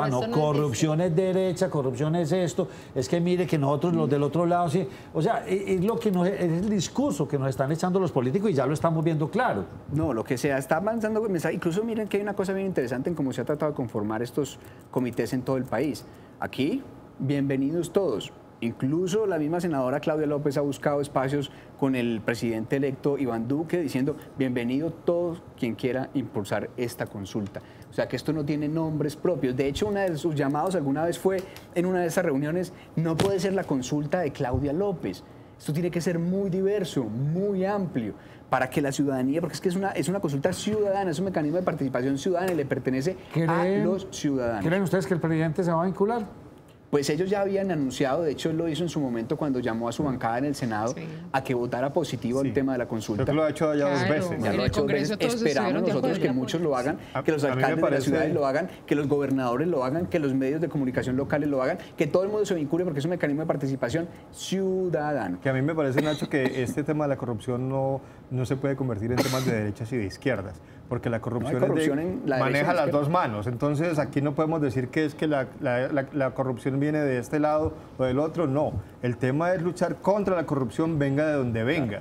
Y si llega a perder la consulta, Pues la que triunfa es la corrupción, porque las cosas siguen como están y nos seguiremos quejando de que les pagan mucho a los congresistas, de que se quedan atornillados allá hasta que se jubilan, no, hasta que se quedan dormidos en las sesiones, que los contratistas corruptos vuelven a poder contratar y todo lo que sabemos. Entonces no hagamos nada porque así parece que estuviéramos bien. Teniendo en cuenta algo, la corrupción no es un fenómeno en abstracto, pues hay responsables, o sea, hay corruptos, o sea, hay gente que es corrupta. Y esa gente corrupta también hay que señalarla, hay que perseguirla, hay que sacarla de los cargos públicos, hay que llamar a que actúen sobre ellos porque también hay corruptos. O sea, esto no se roban solo, los 50 billones. Y no se roban sin el auspicio de quienes han gobernado, y que eso es cierto también. Y eso tampoco se puede guardar. Y claro, la corrupción ocurre en la izquierda y en la derecha. Aquí la idea es que se generen los mecanismos para que ningún gobierno, sea de izquierda o de derecha, pueda robarse la plata del pueblo colombiano. Que estemos no de acuerdo en cómo se priorizan los gastos, qué es lo que, pues cuáles son las visiones de país, es otro cuento. Pero lo cierto es que ninguno debería robarse un peso. Víctor Correa, gracias por habernos acompañado aquí a Nos Cogió la Noche. Estoy cojísimo. Miguel Ángel, la próxima es poner... Bueno, le voy a dar... Nacho, pero una pregunta política, ¿cómo lo vamos a dejar ir sin preguntarle por el tema político? Yo sí tengo deseo de saber. Usted dice de saber, sí, qué es lo que va a pasar. Usted menciona que ahí tiene unos ahorritos, pues ahorritos no le van a durar toda la vida. Y lo dijo Petro cuando perdió la presidencia. La idea es empezar a hacer campaña por alcaldías y gobernaciones. ¿Usted tiene alguna aspiración o sabe quién va a ser la aspiración para alcaldía y gobernación en el departamento? Además es mi responsabilidad. Yo soy un sujeto político, soy miembro de una dirección, de un partido político. ¿Cuál le gusta? Pues estamos dentro del partido evaluando de manera colectiva hacia dónde enfocar mi responsabilidad y mi participación en las próximas elecciones. ¿Cuál le gustaría? ¿Gobernación o alcaldía? Estamos pensando en la alcaldía de Medellín, una precandidatura desde el Polo Democrático Alternativo, trabajando por fortalecer la coalición Colombia. Es una de las opciones y yo esperaría que ojalá pues pudiéramos materializar algo colectivo de cara a este momento que se viene, que es muy importante. Quienes ocupen los cargos de elección popular en las elecciones locales determinarán también muchos elementos de la cotidianidad de los ciudadanos en un momento político bastante crítico para nuestro país. Miguel Ángel, su pregunta. Básicamente se ha denunciado mucho la corrupción, pero veo que hay mucha desconfianza en esa consulta anticorrupción. ¿A qué se debe tanta desconfianza a una consulta y se denuncia siempre casos de corrupción? Bueno, yo diría que parte de varias cosas. Lo primero es que sigue habiendo en el país un pesimismo frente a que esto nunca va a cambiar. Yo creo que la gente se siente derrotada, mucha gente se siente derrotada y nada les va a servir porque nada va a cambiar, porque esto siempre va a seguir igual, entonces eso no va a servir para nada y bueno, una es esa. Dos, seguramente hay actores que se están moviendo para decir eso no es, esto no funciona, esto no sirve para nada, porque pues, los afecta directamente. También habrá quienes... Esos serían los que estarían haciendo campaña por el no, claro, los afectados. Y habrán otros que pues, en elaboraciones desde Torres de Marfil podrán decir esto no sirve para nada, entonces no, pero tampoco se propone como nada alternativo frente a lo que toca hacer. Pero yo diría que es como son esa suma de ese tipo de fenómenos. Lo cierto es que tampoco son tantas las reticencias o los mensajes en contra. Víctor, me tengo que ir, pero me pica la lengua para de esas malucas.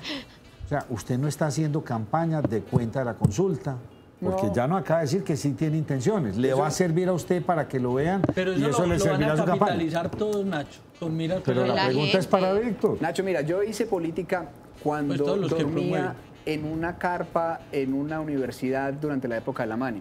Hice política en el paro cafetero andando en una motico 125 de una marca china, arrastrándola por todos lados sin buscar un pollo. Yo no hago política por mí, no hago política por mí. Hago política porque considero, como deberían hacerlo todos los ciudadanos colombianos, porque es que esa es otra de las cosas. Los corruptos convencieron al país que hacer política es disque malo, disque cochino, disque oscuro, que somos... No, ojalá todos los ciudadanos participaran activamente de los procesos políticos. Yo ahora estoy haciendo estoy participando en este tema de la consulta anticorrupción, no en cara de las elecciones del año 2019, sino porque es un tema importante, punto. Participe o no participe en las próximas elecciones, esto es un tema importante. Pero ya es precandidato por el Polo, no sabemos a qué, alcaldía o gobernación, pero ahí está por el Polo porque el gran representante del Polo se nos fue para Bogotá. Sí, señor. Don Jorge Gómez, que aquí lo tuvimos. Así es. Muchas gracias. Muchísimas gracias a ustedes por la invitación y bueno, felicitaciones también por, como lo decías ahora por fuera de cámaras, han logrado generar opinión desde Antioquia y lo han hecho con pasos de gigante. Gracias. Enseguida le voy a hablar de peras y manzanas. Ya volvemos. A petición del público, Cómpralo TV presenta Estado, Política y Economía en Colombia, Capitalismo Burocrático y Gangsteril. El libro del doctor Gilberto Tobón desde 65.000 pesos más envío. Venta asistida en el 311-675-1484. Pago contra entrega en más de 300 municipios y domicilios en todo el país. Cómpralo TV, buen precio, fácil y seguro.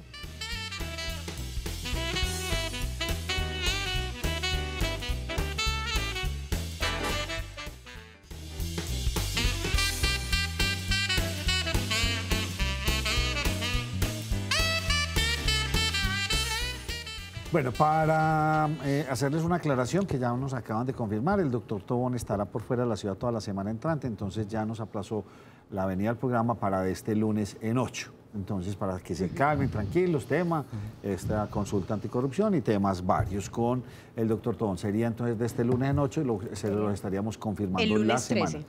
13. Pero estaría para confirmar la semana entrante. Me queda muy poco tiempo. Lili, rueda de prensa hoy en Teleantioquia, ¿qué estaban contando? Sí, señor, rueda de prensa hoy en Teleantioquia, Nacho, y era para contar precisamente todas las transmisiones que se van a tener durante la Feria de las Flores. Recuerden que normalmente lo hacen los canales públicos, hacen un despliegue bastante importante, se cubren diferentes eventos. Ellos lo que mencionan es que se van a tener transmisiones, uno de los programas que ya tiene el canal, que se van a volcar como tal a lo que tiene que ver con la Feria de las Flores, y también todas las transmisiones de tablados, desfiles de silleteros, desfiles de autos clásicos y antiguos, Nacho. Pues qué bueno, que vean Teleantioquia hasta las 5. Y de 5 a 7 conectados en la emisión central de Nos Cogió la Noche. Felicitaciones a nuestros compañeros de Teleantioquia, quienes seguramente van a cubrir excelentemente bien todo lo que ocurra en esta Feria de Flores. Un abrazo para todos ellos. Don Germán Mendoza, yo no sabía una película que usted me estaba contando. Colombia tuvo un presidente... Negro. Negro. Sí, señor. Pero vea, Nacho, antes de que le cuente la historia, rápidamente, las inquietudes de los televidentes muy válidas con lo de las cifras de los muertos por el conflicto, y tienen toda la razón. El problema fue mío, el error fue mío, no del informe, porque allí no están contados los combatientes. Los muertos que se mencionan ahí son civiles. Y no los conté yo, no los metí en el informe, en el gráfico que pasamos, los civiles que son muertos de guerrillas, muertos de paramilitares, muertos de otros grupos armados y muertos de la fuerza pública, por supuesto, que son muchos. Y esto es desde el 57 hasta el 2008. Entonces es una cantidad que no incluí yo, me disculpan, pero las cifras están en el informe. Se llama Juan José Nieto Nacho y compañeros de la mesa. Juan José Nieto fue presidente entre 1861, en 1861, entre enero y julio de 1861. ¿Por qué tan poquito? En esa época era distinto porque era presidente de la Confederación Granadina. Entonces digamos que eran otros, es que mire, estamos hablando de 1861, que era muy diferente la cosa. Y ¿qué pasó? Lo que pasa es que el presidente de la República hoy le hizo un homenaje a este presidente que estaba, digamos que había refundido en la historia, y ahí estamos viendo el homenaje, la fotografía de Juan José Nieto, que va a estar ubicada en un sitio especial, se le va a hacer un homenaje durante unos días. No va a estar pues en donde están las fotos de los presidentes, pero sí se le quería rendir este homenaje. Usted tiene una anécdota interesante que se enteró. Una anécdota que es interesante pero inaudita. Pero en la época era este retrato de Juan José Nieto, que estaba en Cartagena, se había enviado a Francia, en esas épocas se había enviado a Francia para blanquearlo. Esa era la historia, que se había enviado a Francia porque no se quería dejar ninguna huella de que aquí había habido un presidente afro. Eso es grave. Gravísimo. Estaba guardado en el Museo de Historia de Cartagena. Le querían cambiar el rostro, que fuera blanquito, porque usted se imagina, si en esta época todavía hay racismo, ¿cómo sería en esa época? Terrible. Pero sí, señores, presidente negro, Juan José Nieto Gil, en 1861, 6 meses en el poder, entre el 25 de enero y el 18 de julio de ese mismo año. Y nació, ya le voy a decir dónde nació el señor, es costeño, además era el primer presidente costeño que tenía el país, Cibarco, provincia de Cartagena, virreinato de la Nueva Granada. Nacho, dicen que lo blanquearon, pero lo que pasa es que uno ve en el cuadro y no lo ve con esos rasgos afro marcados, la verdad. Porque lo Uno blanquearon. no sabe si lo blanquearon y le lo cambiaron los retocaron en rasgos. Le Photoshop. decía a usted también que Sí, de habláramos peras y de manzanas. peras y manzanas, porque usted hizo una acotación bastante interesante. Usted decía que es que tenemos la doble moral. Pero usted lo decía, que no nos escandalizamos porque no dejen hablar. Y tiene razón, sí, por eso no, pero eso hace parte del protocolo de ellos y cómo manejan su recinto, y ellos deberían tener el protocolo.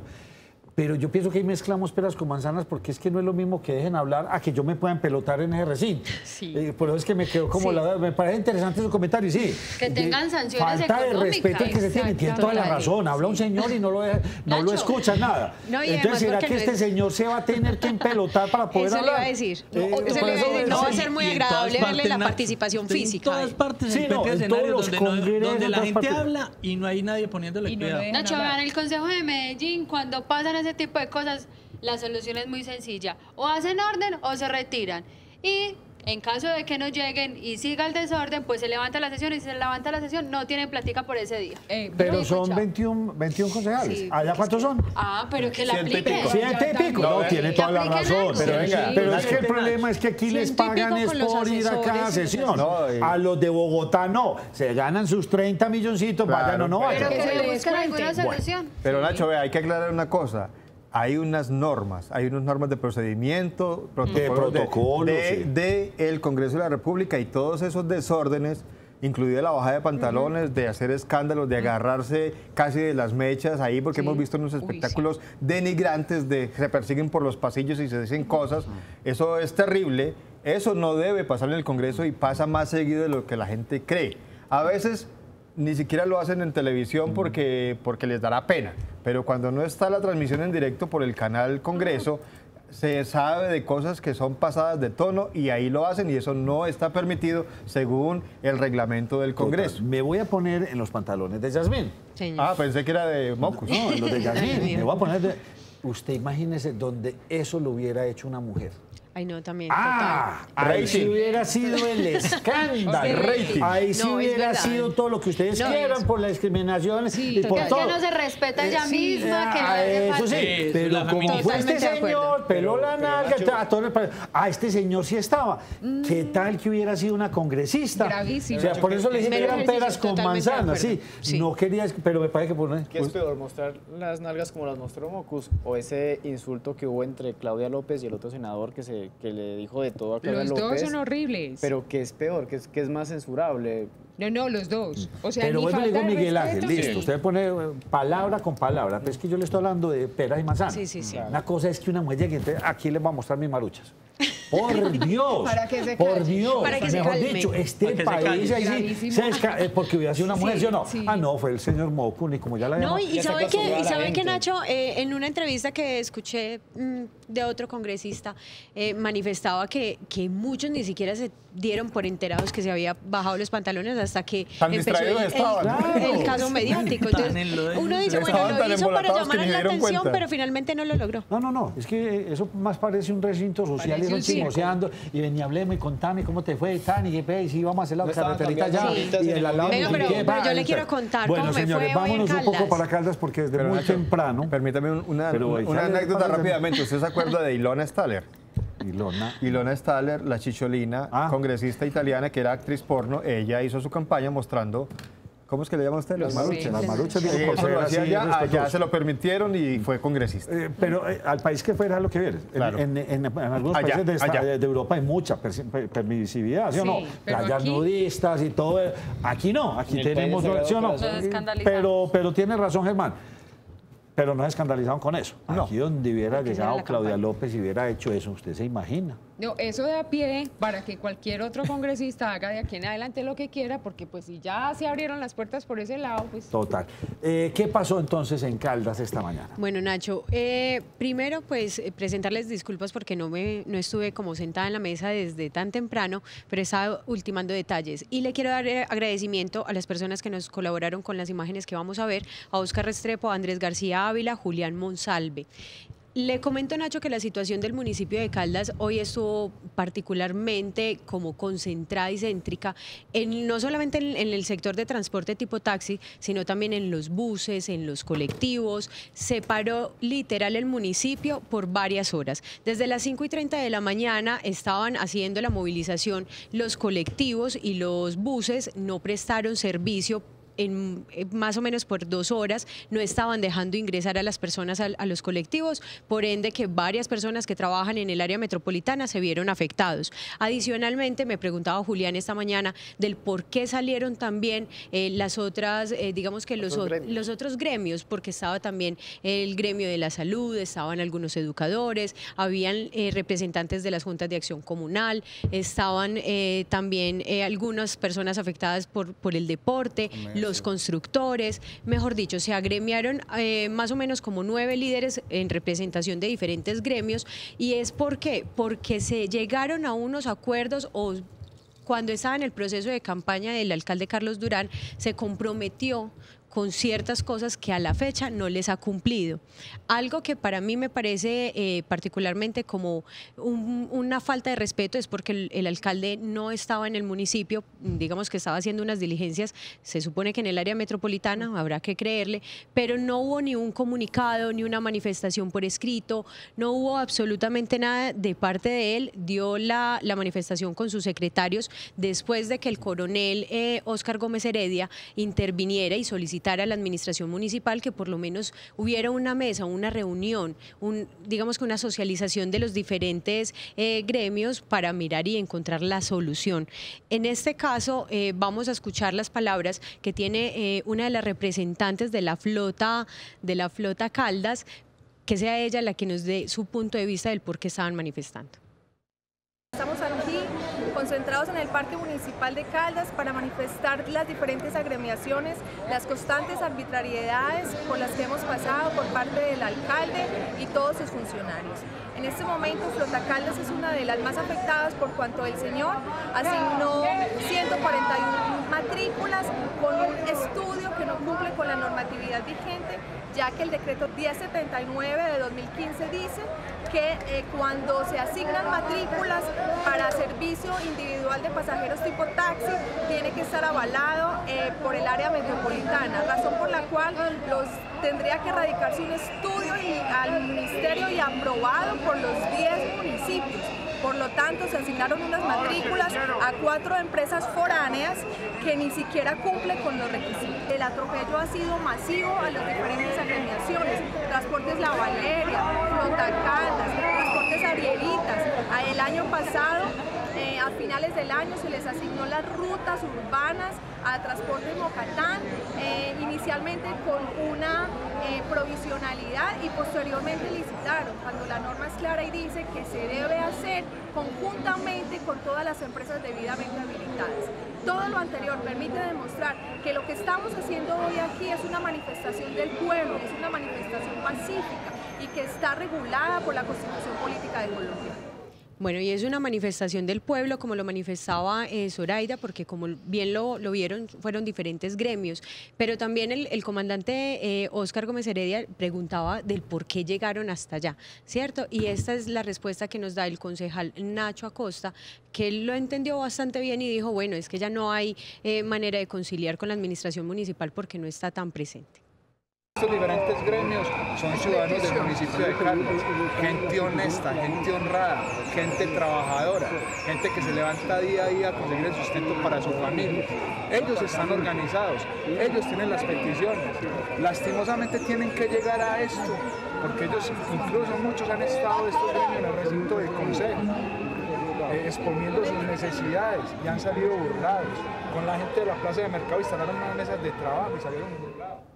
Bueno, y esa fue una de las manifestaciones constantes que se vieron con las arengas, incluso como no tenemos alcaldía municipal, sino que están elaborando en la institución educativa Joaquín Aristizábal, algunas de las personas se fueron hasta allá exigiendo que saliera el señor alcalde, pero no se encontraba en el municipio, y que además manifestaban como la solución que ellos ven es la renuncia, no sé hasta dónde puedan llegar, pero lo que manifestaba el comandante Óscar Gómez Heredia era que trataba de ser un mediador para encontrar una solución y entablar ciertas mesas, que digamos que la primera reunión de esas mesas se dio en la tarde de hoy. Escuchemos lo que dice el comandante.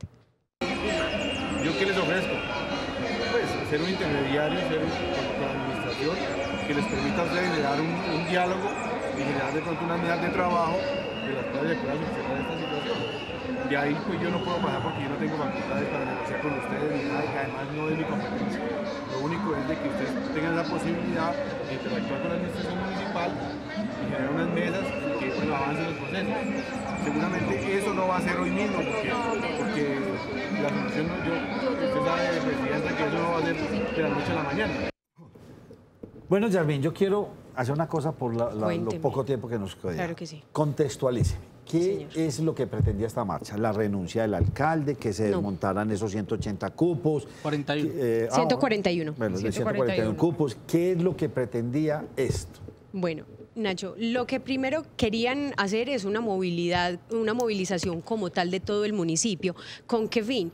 Por ejemplo, en el caso de los cupos, que fue lo que usted estaba tocando hace un momento, ellos dicen que si en estos momentos, listo, dio la aprobación de los 141 cupos, no están matriculados a la fecha, ellos tienen una acción de tutela en curso para que se frene esa inscripción de matrícula. Esa es una de las pretensiones. Tumbar los 141 cupos. Sí, ¿por qué razón? ¿Por qué estaba el resto de la gente? ¿Por qué ya le voy a decir el por qué ellos necesitan que se paren estos momentos, porque esos cupos, como son van a ser matrículas con empresas de Medellín, los taxistas no se van a quedar únicamente en el municipio de Caldas, sino que afectaría la movilidad en el área metropolitana. ¿Cuánta plata aproximadamente es, José? Con cupos a 80 millones, Nacho, son 11.280 millones. Con cupos a 70, 9.870 millones. Perfecto. Adicional, Nacho, es que hay una problemática que también se va a presentar en la ciudad de Medellín, que ya se presenta. Cuando las personas compran el taxi, lo matriculan, digamos, en empresas de taxis de Caldas, de La Estrella, y se vienen a prestar el servicio aquí a Medellín, al área metropolitana. Perfecto. Que a propósito también sería bueno saber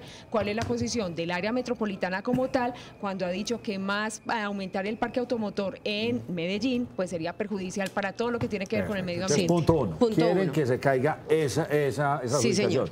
Punto 2, porque había de la salud, porque había... Ya le voy a decir, le voy a manifestar, estaban los comerciantes de la plaza de mercado, los que se han visto directamente afectados con la demolición de la casa consistorial. ¿Por qué? Porque la entrada principal que tenía acceso a la plaza de mercado la cerraron totalmente, o sea, no les están dando paso. Ellos, esa entrada principal es la que tiene la nomenclatura, ahí es donde llegaría como la zona de carga.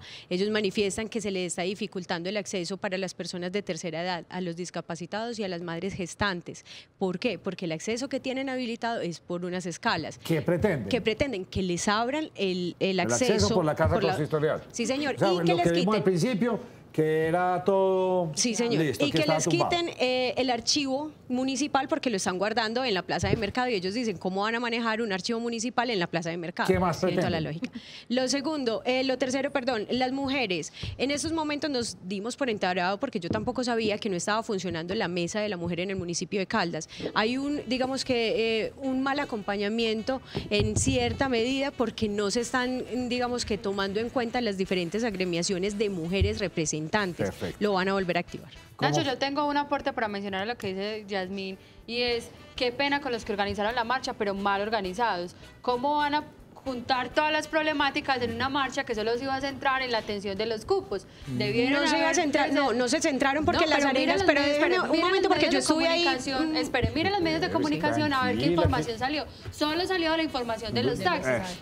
Los otros problemas no se visibilizaron porque unieron, ahí sí, como usted dijo, peras, manzanas, tomates, totalmente de acuerdo. Me lo amplié mañana, claro, porque el tiempo nos cogió aquí la noche. Yo se la tengo preparadita. En última instancia, no se está pidiendo que el alcalde renuncie, que se vaya. No, eso fue una arenga que llegó hasta la administración. El alcalde la sabía hacer, se fue tranquilito, no dijo nada.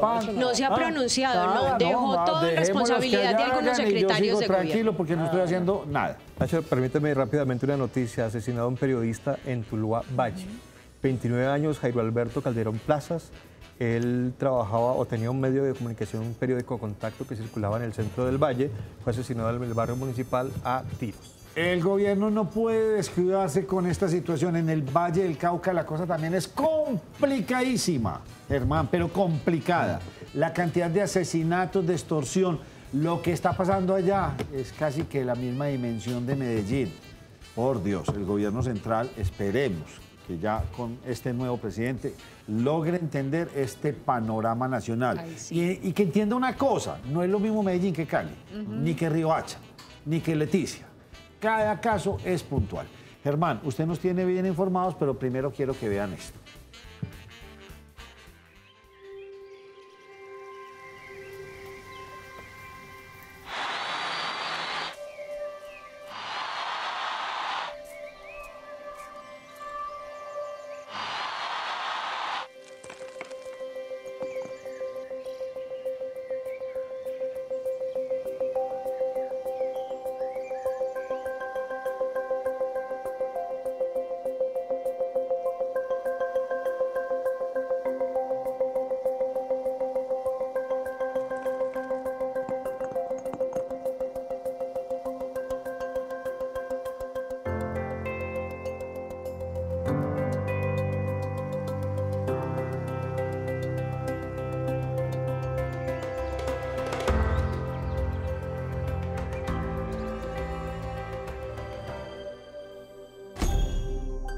Cuando una planta florece, es magia pura la que la habita. Y hoy Medellín está en pleno florecimiento. ¿De dónde proviene la esencia de lo que somos? ¿A quiénes les debemos aquello de lo que nos sentimos tan orgullosos? La de Medellín es una historia de amor por la tierra, de libertad, pujanza, solidaridad y espíritu emprendedor. Lo que hoy cosechamos es el resultado de la entrega y tenacidad de nuestros antepasados. Hombres y mujeres que de manera anónima lo dieron todo por nuestra ciudad.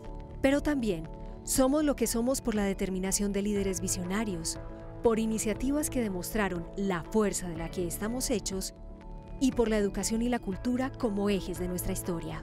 Hoy honramos nuestros antepasados, aquellos que nos permitieron florecer, y emprendemos con mayor fuerza nuestro camino de transformación.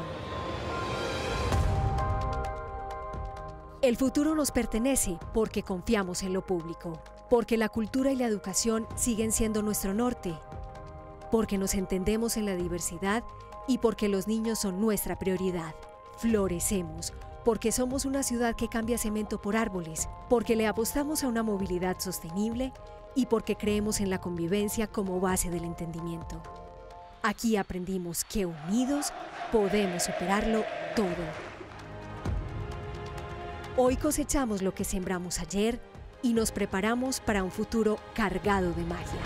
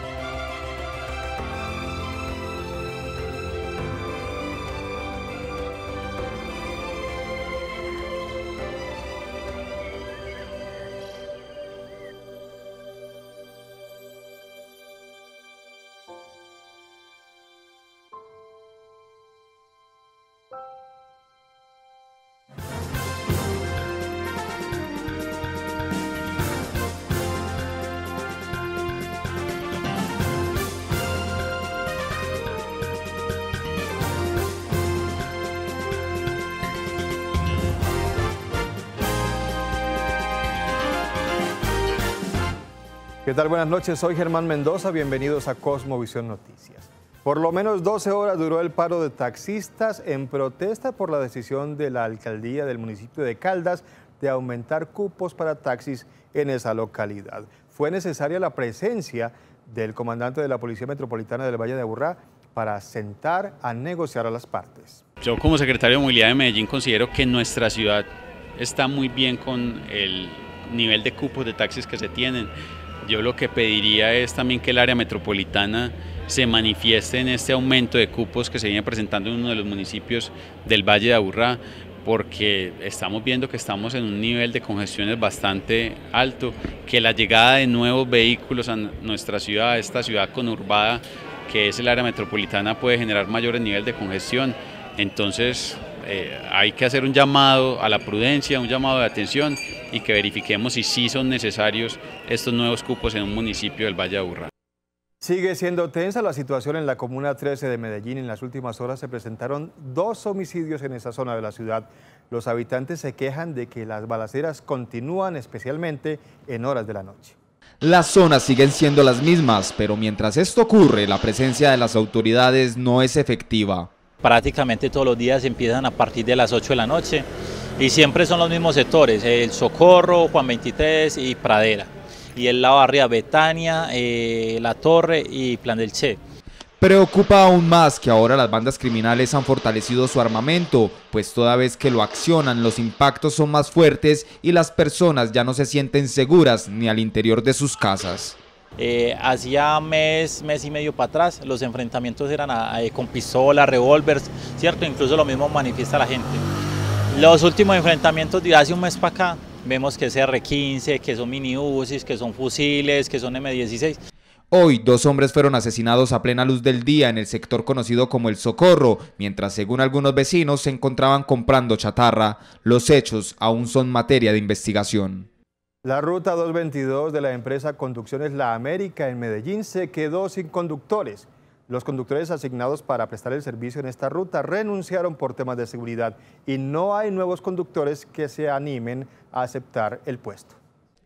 15 conductores de buses de Conducciones América que cubrían la ruta 222 renunciaron por extorsiones y amenazas. Ahora no hay quien los conduzca, por lo cual al menos 5 sectores se encuentran afectados en la Comuna 13.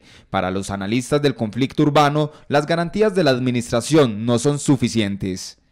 ¿Cómo es posible que les ofrezcan a los conductores, por ejemplo, cuando hacen el paro, contra la vacuna y contra la extorsión? No es un paro porque no querían trabajar o por miedo, no, fue contra la comuna y contra la vacuna y la extorsión.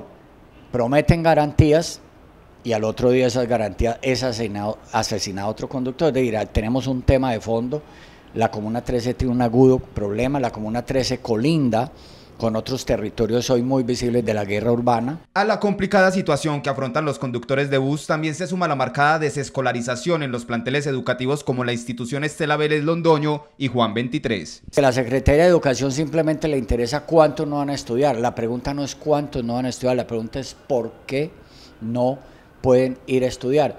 Este próximo 10 de agosto, cerca de 3.000 estudiantes se movilizarán por las diferentes calles de San Javier para exigir más garantías que les permitan volver a recibir sus clases con tranquilidad. Es momento de hacer una pequeña pausa, pero en segundo regresamos con más Cosmovisión Noticias. Gracias por continuar con nosotros.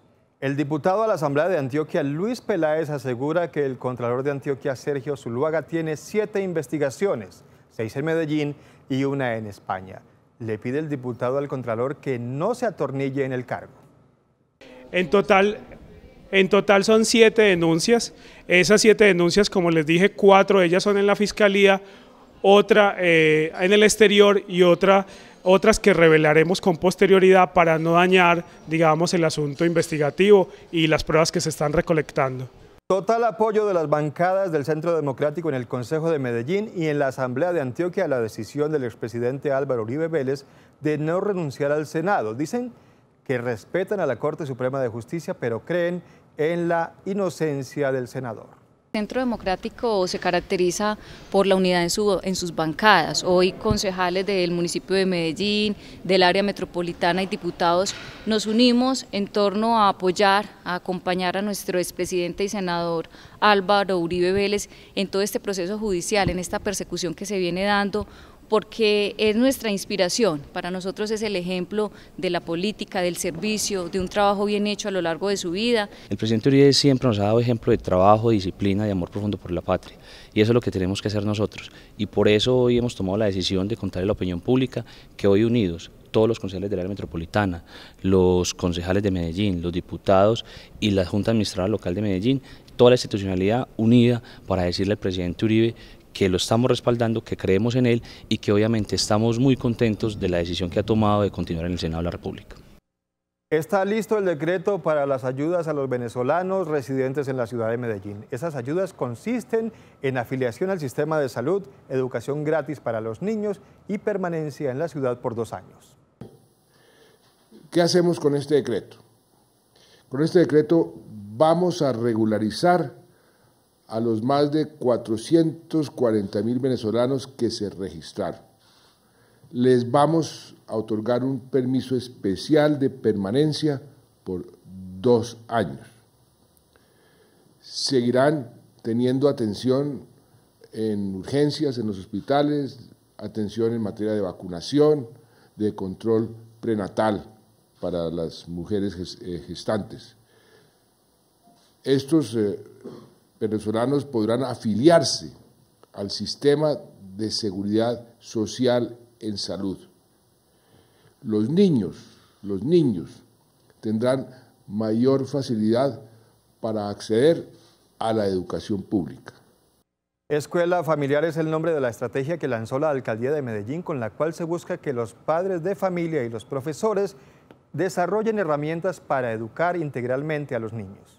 Este es un espacio a través del cual queremos fortalecer esa relación que existe entre los padres de familia y las instituciones educativas.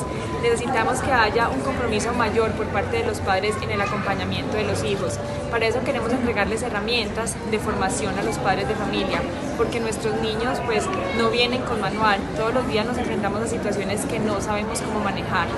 El cable de Picacho va por buen camino, asegura el alcalde de Medellín, Federico Gutiérrez. La obra tiene un 20% de ejecución y se espera que esté terminada a finales del año 2019. Un llamado de atención le hizo el alcalde de Medellín, Federico Gutiérrez, al saliente gobierno nacional para que se desembolse el dinero restante de la obra del cable de Picacho. Yo aspiro a que antes de que se termine este gobierno nacional, se le cumpla a Medellín con los recursos que se le prometieron para cable de Picacho.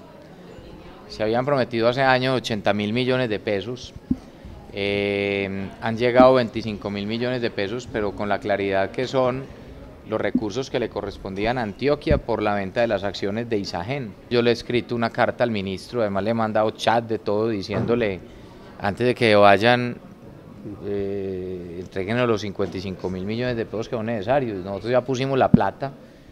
Es importante decir que yo esos recursos los puse desde el año pasado todos completos para poder avanzar en el proyecto. De igual manera destacó el avance de las obras y la fecha de entrega de este proyecto. En un 20% de ejecución y lo estaremos entregando el año entrante en el segundo semestre. Recordemos que el Metrocable de Picacho beneficiará a más de 420.000 personas. Hacemos una nueva pausa, pero en segundo regresamos con toda la información que nos trae José Luis Alarcón.